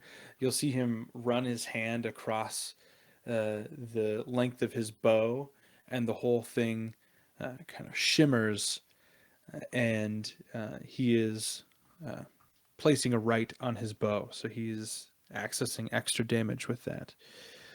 He's going to fire off 2 arrows at this first guy right here. And that is going to be... The first one's going to hit. The second one will not hit. Oh, wait. I misread that. But both of them will hit. He has a plus 13. Never mind.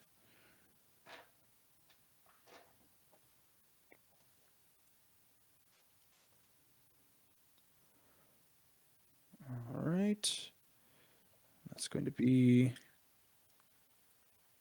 for 23 damage from the first arrow.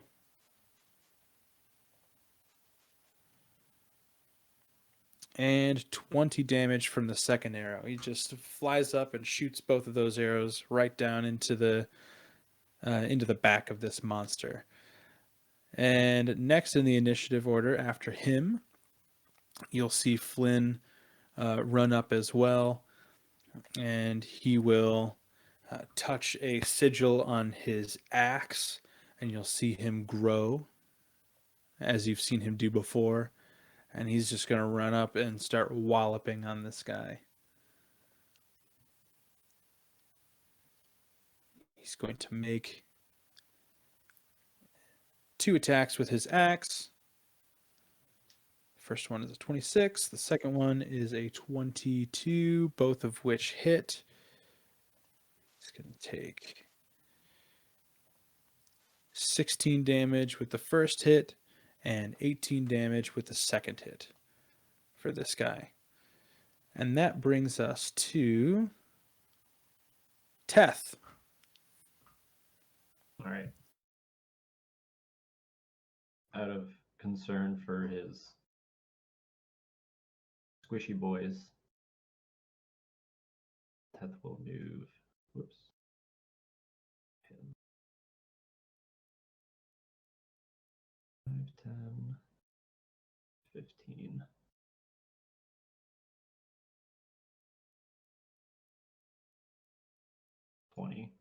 So you should have at least one opportunity attack, I believe. Yes.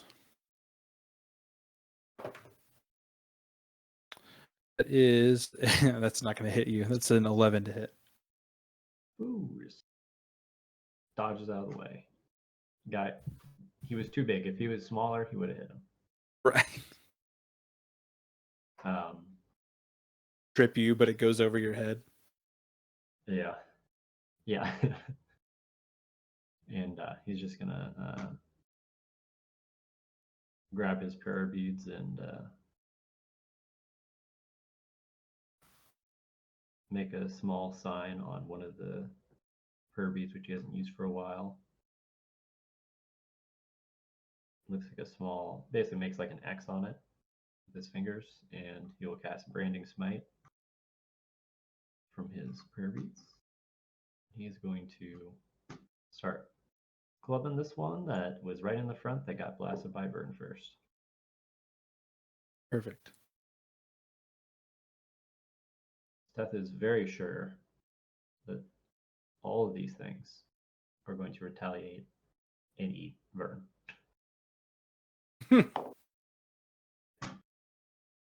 21 to hit. That hits, yeah. Yeah. Hell yeah. Burning Smite. I should have had a description in the oh, it's on my spell list. 2d6.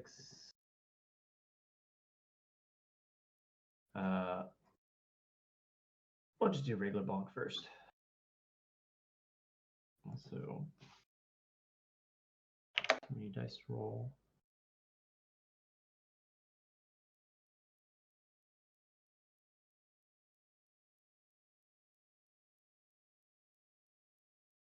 Nice. Wow. Ouch.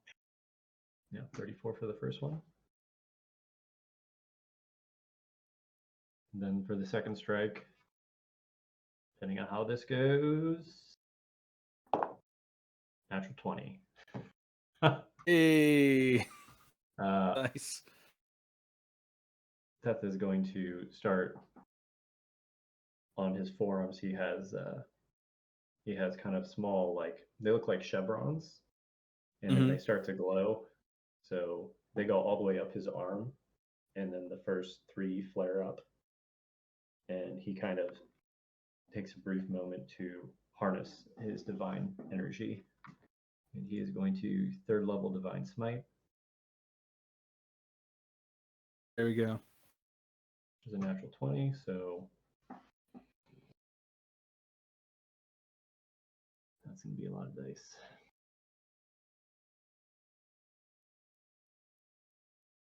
Do you do double or do you do roll twice, like Carlos?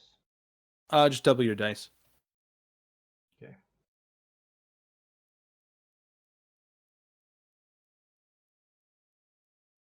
Okay, so it'll be 52 plus 4, so 56.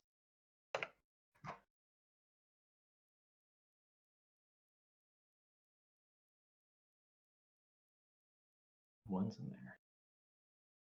Oh, remind me one more time which one you're attacking with this. I'm sorry. Here, let me ping it.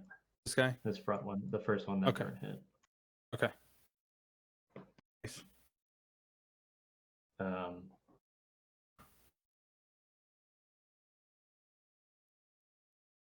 And then hopefully that got the thing's attention. I And, definitely got their attention. Yep. And Seth will just be on the ready to get swarmed. All right, Eric, you're next.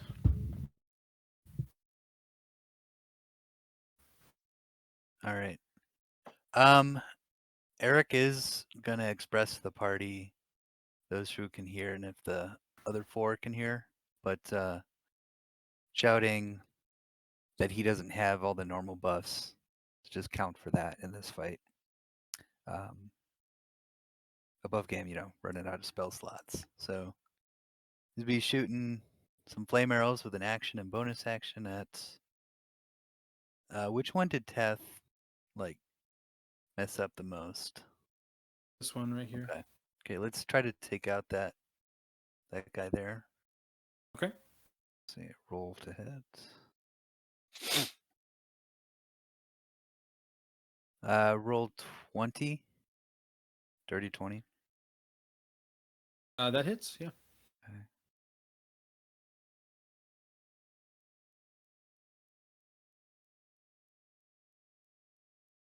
Great. 6 piercing, 3 fire. Okay. Okay, second time. 23. It hits. Good. 13 piercing Nice. and 5 fire damage.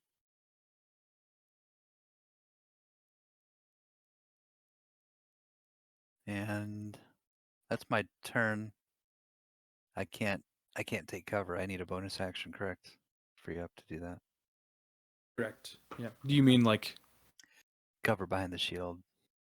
Oh yeah, yeah. That's a bonus action. Okay. All right. It is the golem's turn. We're gonna start with. Let's start left to right. This guy right here. He is going to look back at. He's going to go towards Vern. Vern shot No. lightning at them. He's going to walk right up here. He's going to use all of his movement. And he is going to slam his big branches down, and that is a 19 to hit, Vern. Oh, that would definitely hit me then. All right. It's going to be 17 bludgeoning damage. Brings his branches down on you. And then he's going to attack one more time on you as well, Vern. That's a 20 to hit, which hits. Mm-hmm. So bring one arm down, and then the other arm comes down again, and that is going to be 17 bludgeoning damage. Yeah, ouch. This one's going to do the exact same thing to Teth. Make 2 attacks. First one, 29 to hit. And the second one, a 22 to hit. 22 does not hit. I'll make a con check for the first one.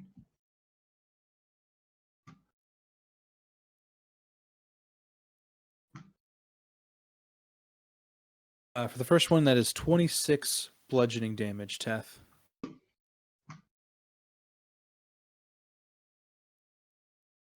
This guy is going to attack Teth as well. Yep. And that's not going to hit. That's a 19. One hit. That is a 23 to hit.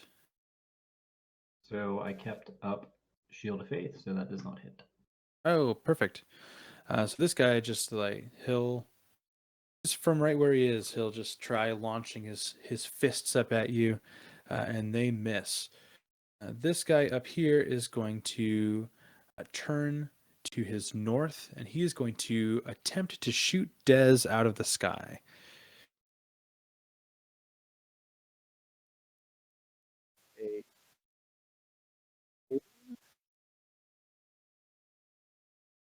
It's very good at.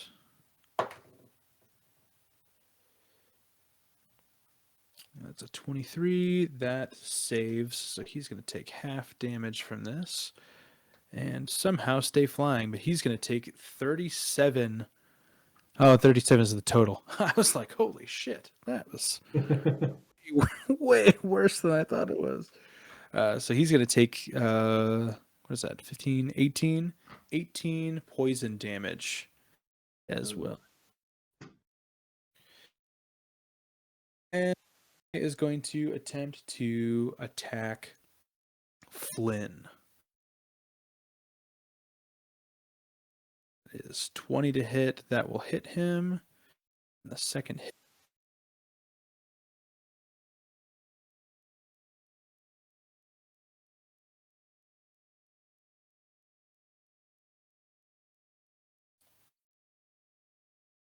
is, oh, wow. That, so he rolled a nat 20. And when you use the dice roller in D&D Beyond, apparently if you roll a nat 20, every die, like every specific type of die, has a sound effect that happens when you roll a nat 20. And that just scared me so bad. it was like a clock tolling, and then I have the sanguine set on right now, and like a heartbeat, and I was like, what tab do I have open? Like, what is going on a different page right Killing. now? And it's like, oh my god. But yeah, that's a net 20. It's a 33 to hit. That's definitely gonna hit him. Let's see, for that first hit on Flynn, that is 21 bludgeoning, and the second hit, this is doubled, is 22 minus the modifier is 15, so 37. Dang, massive hits on Flynn. Does he have like rage, mini rage when he's large? Or is that a different class? He has not raged yet. He doesn't get any buff from His rune. Giant's Might. He has advantage on strength checks and saving throws. And your weapon does extra damage, but he doesn't have any healing buffs or anything like that. Wasn't sure how that rune works.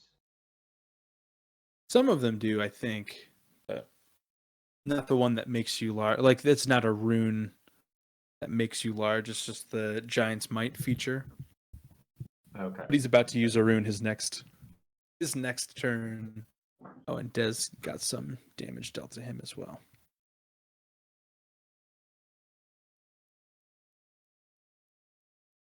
Hits on everybody so far. All right, Urzak. Urzak is going to reach into his pouch and magically enchant a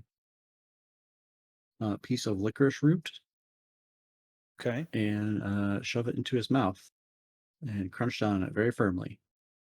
And I will be casting haste. Nice.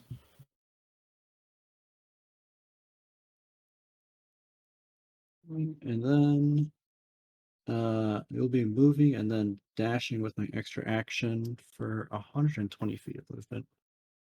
Okay. I'm just going to try to skirt around the outside here. I can make it.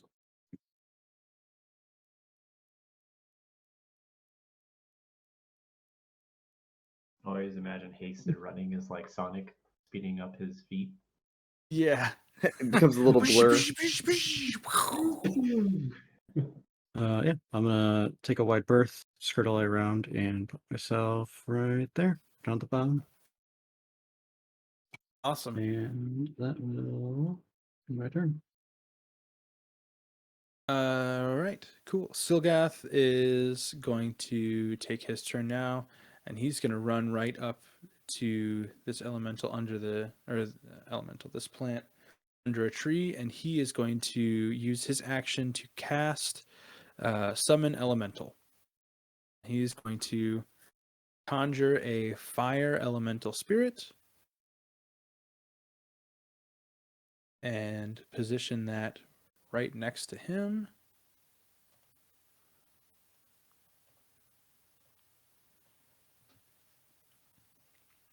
He's going to take his bonus action to have the elemental attack.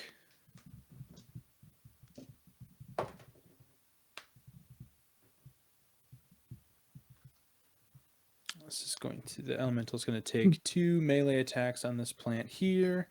First one is going to be a miss because that was a 7. Second one is a 19. That also misses. Nice.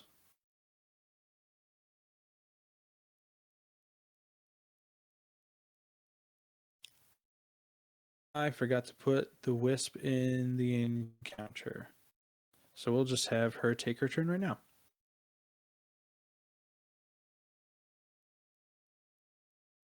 Wisp is going to... this guy moved right up next to her, so she is going to attempt to attack him with her staff. She's going to take 2 spell attacks.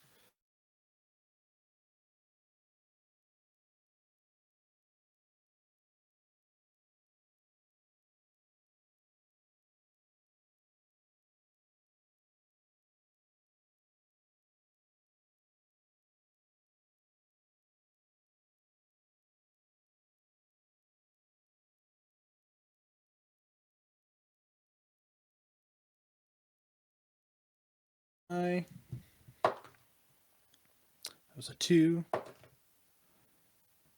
That was a 15. She is not attacking him either. Doing well on the bottom of the round. Good. Vern Willoughby, we're back up to you, my friend. Right. I will just hang on. Let's see.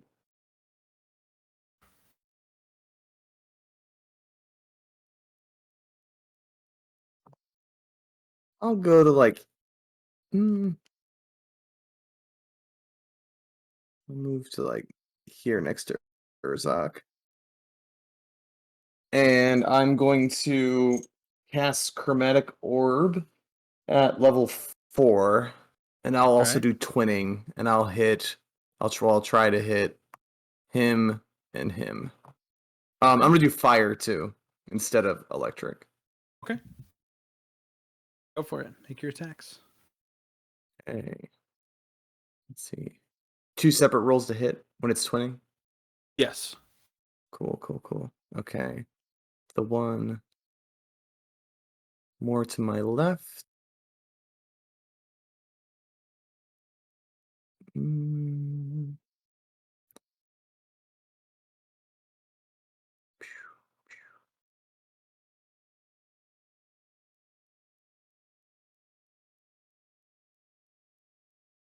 $29. Yeah, that hits.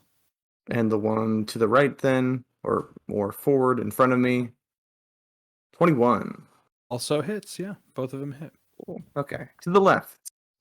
He's gonna be hit with, let's just 68.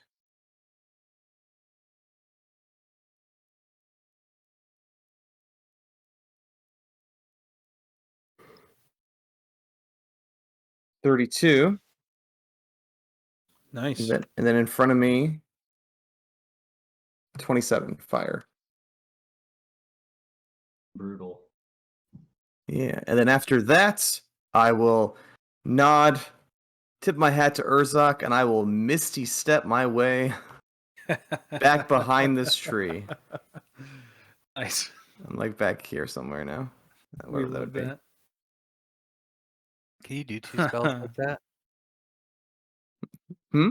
Oh, yeah, that's true. The Can 2 Vern spells do- and in a turn? Wait, what can I do? Are you able to do 2 Oh spells? yeah, I was so caught up in those chromatic Oh. orbs. I'm just so happy when you get to do those. Yeah, you can't cast 2 spells in a turn. No, as a bonus action, I never knew that. Well, now's a great You can if you lesson to have a learn. feat called Warcaster. Is that right? What Mhm. is it? Warcaster. Okay. Oh, No, you oh. can do I a never- cantrip and a spell, Mhm. or if you have action surge. Well, that's totally fine. So I was Wait, here, sorry, Vern. and let's see. Oh, it's okay. Let's see how much movement I have left. um, at the very least, so I can use my grappler hook, right? I'm just gonna grapple my way up into the tree and like hide amongst the leaves. That's Can I fair. do that? Okay. He's going to take an attack of opportunity on you. What? Was I Looks was like they have here. 10 feet reach. He has That's a reach, yeah. 10-foot reach. Oh, they have Yeah. 10-foot reach. My God. I should have pointed that out when I he was literally have slamming one you of with his. branches. I have his baby inside of me. Does that mean nothing to him? Maybe he wants to attack you more. If anything, It's it's gonna a brother or a it's gonna be clone. an 18 to hit, Vern.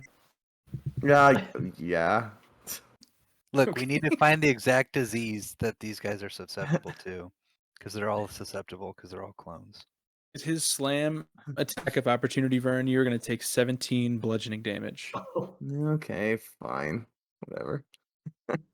You get into that tree though with that extra inertia. Yeah. Oh, that's right. I boosts get a you little right up deeper there. Yeah. into it. Yeah. All right. Dez just got hit by a poison arrow or poison dart by this guy, and he's gonna fire 2 arrows right back at him from the air up there. And that's gonna be that's not a good hit at all. What's going on, man? That's with his extra damage die. It's going to be 7 piercing damage. And on the other one, much, much better. That is going to be 15 piercing damage.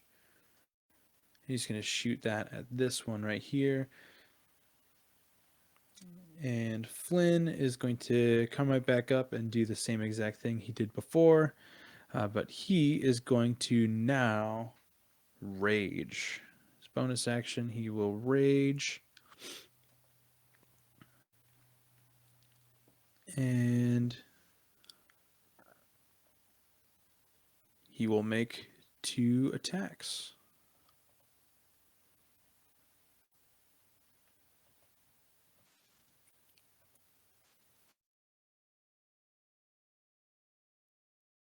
First one is not going to hit. Second one will hit. That is for 15 bludgeoning damage. All right, Seth. I was trying to figure out how to narrate this spell. Okay. So, sorry, I saw Vern in 2 weeks. It's very painful. Yeah. That's good. Wait, where do I see that? How do I don't know how to navigate Discord, Discord. Oh, it's in the general It's in the general. General? text. Yeah. Yeah, you won't be happy about it, Trent. Okay. It's me as a plan, isn't it? Oh no! Oh no! At least in that situation, you're John Hurt. That's hilarious. Okay. Yeah. Thank you for that. It allowed me time to figure out how to narrate this spell. So Teth is going to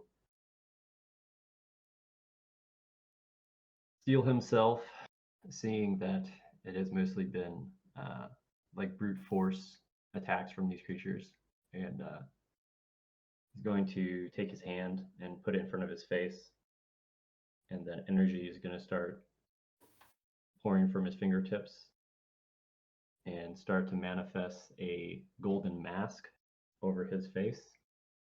Ooh. And then once that completely operates, black fissures are going to appear throughout all of Teth's body, almost like he's cracking, and it's going to start smoking.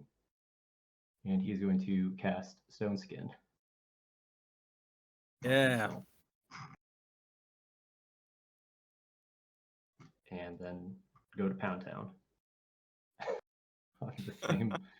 The same guy. So On this guy right here, one in front of yeah, you. the same Alright. beefy boy. 20, dirty 20. That hits. Yeah.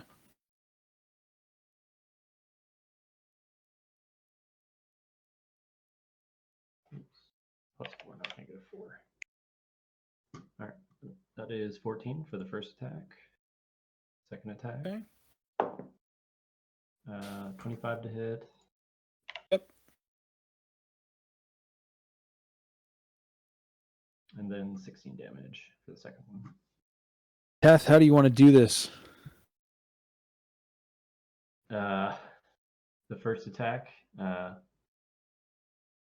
assuming he at least distracted and it was engaging. It was attacking Teth, so it's at least facing in and Yeah. engaged. Mhm. So I don't know if Teth would have seen where this seed was originating from, or it just bloomed into this. I'm guessing from the Druid craft, right? It just kind of blew up into this giant mass. Yeah, it started sprouting as different vines, and then it just started warping and thickening out into this creature. I think he's going to, with his sensor, he's going to kind of, the first attack, he's going to actually wrap it around one of the creature's arm vines and then kind of bring it down. And then he's going to take with his other hand, he's just going to take his fist and just put it straight through the center of its gut. Nice. And Love then that. just kind of throw it off to the side. With that killing blow, we are going to end our session in the middle of the churn order. But the final thing that we're going to do before we close the session is rewind a second to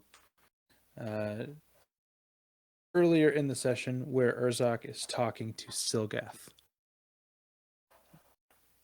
And I want to bring up the point where he received a different message, and Silgath was recalling back, and he said, "The people that are adventuring with you, they need to hear this."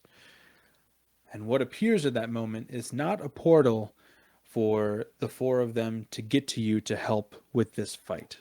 What happens is the thing that causes them to make the portal to come help you, despite what this fight was about.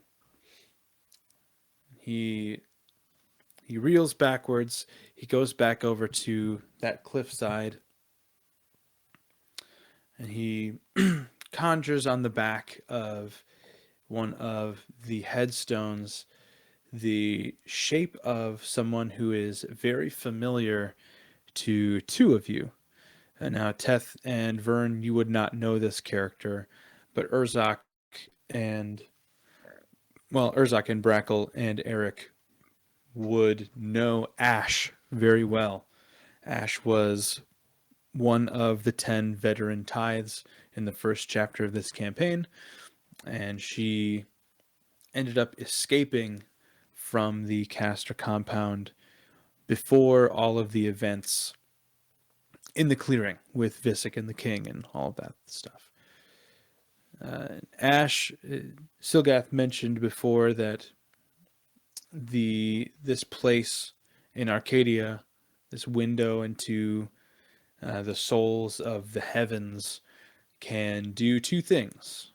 It can show visions of the things to come in the future, and show you communicate with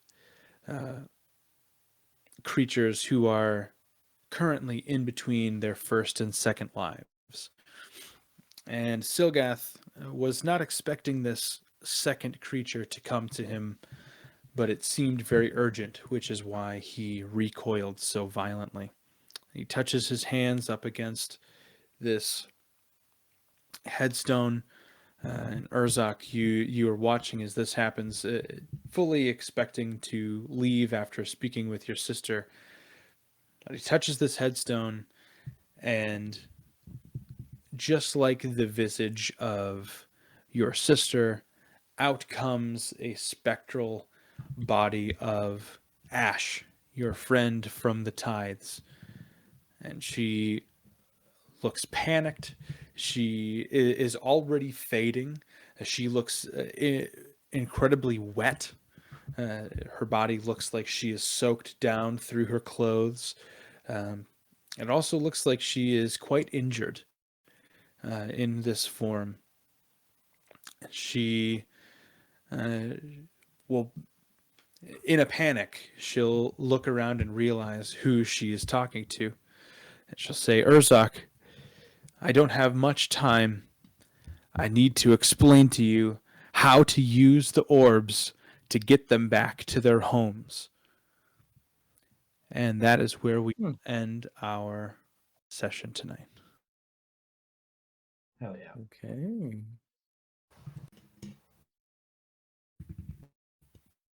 Well, bam. I Not got Or my death. sister. You're not my Interesting. sister.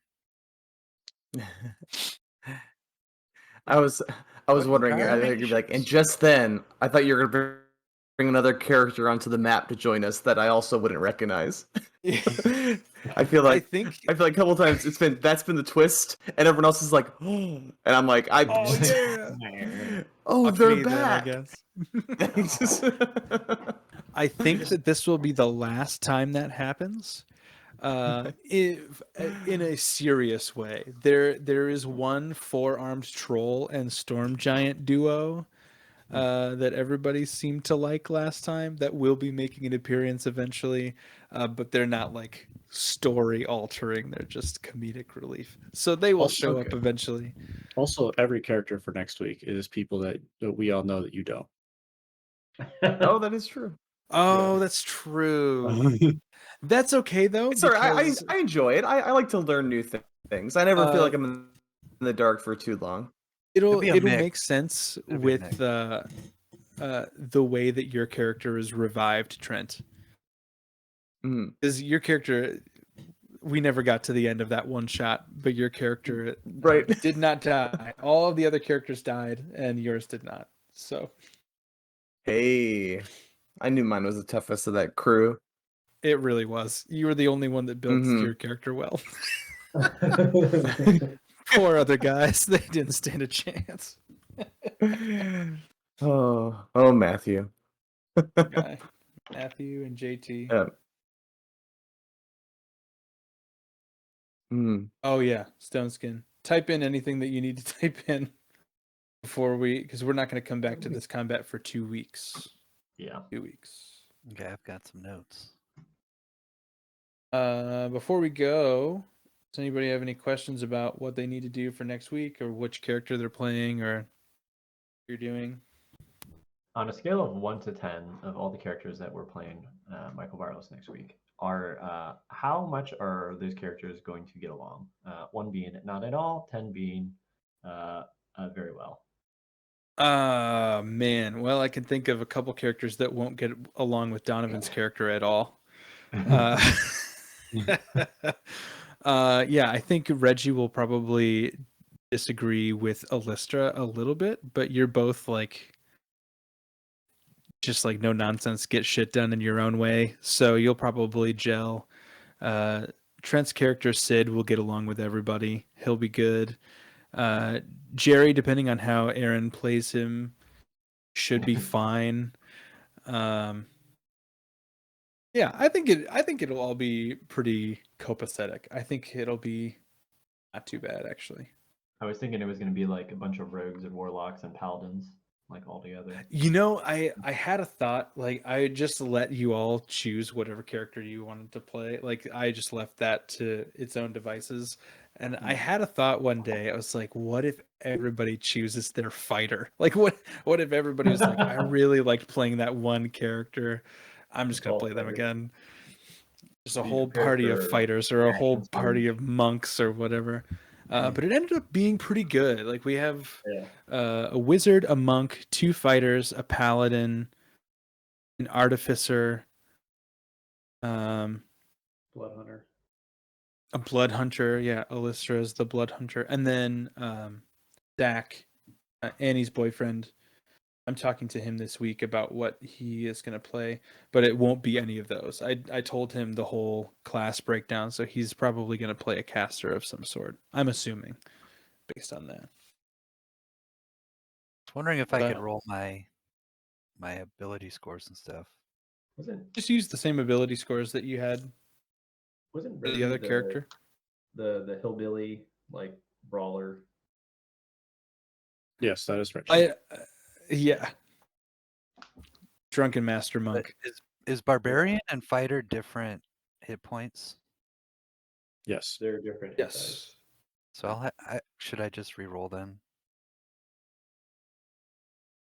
Oh, because you're changing you're just eliminating fighter and you're going to straight, or you're eliminating barbarian and going to straight fighter, right? Mhm. We'll find a time to video call this week. Let's find a time and then we can just do it then. Okay, let's do that. That'll be fine with me. Rework it a little bit for you. Now you want to do something a little bit different. Also, in the text, you said level 13 characters, but you told Level me to make Reggie 13, yep. 12. Do you want me to make him 13? Yep, go with 13. When I was first planning that was before we found the orb and leveled up to 13, so we'll just do 13. Okay. Thanks. Be fine with me. Awesome. Yeah, kit them out however you want. Keep the same stuff that you had in the other campaigns, or add other things that you feel appropriate. It's fine. Above game, this is going to be a lot of combat, but narratively focused in the sense that your characters will be returning to their homes at the end of next week, and characters that are originally from Azura will likely die. So, sorry, Trent. Likely, Trent. There's That's a all chance. right. Likely die. He looked at once apparently, but not twice. Right. Poor right. Sid. Poor guy. What a cool character, too. All right, guys. I'm going to log off. Great session tonight. I appreciate you all. Feeling guys. See ya. Have a good night. Night. All right, bye guys. Bye.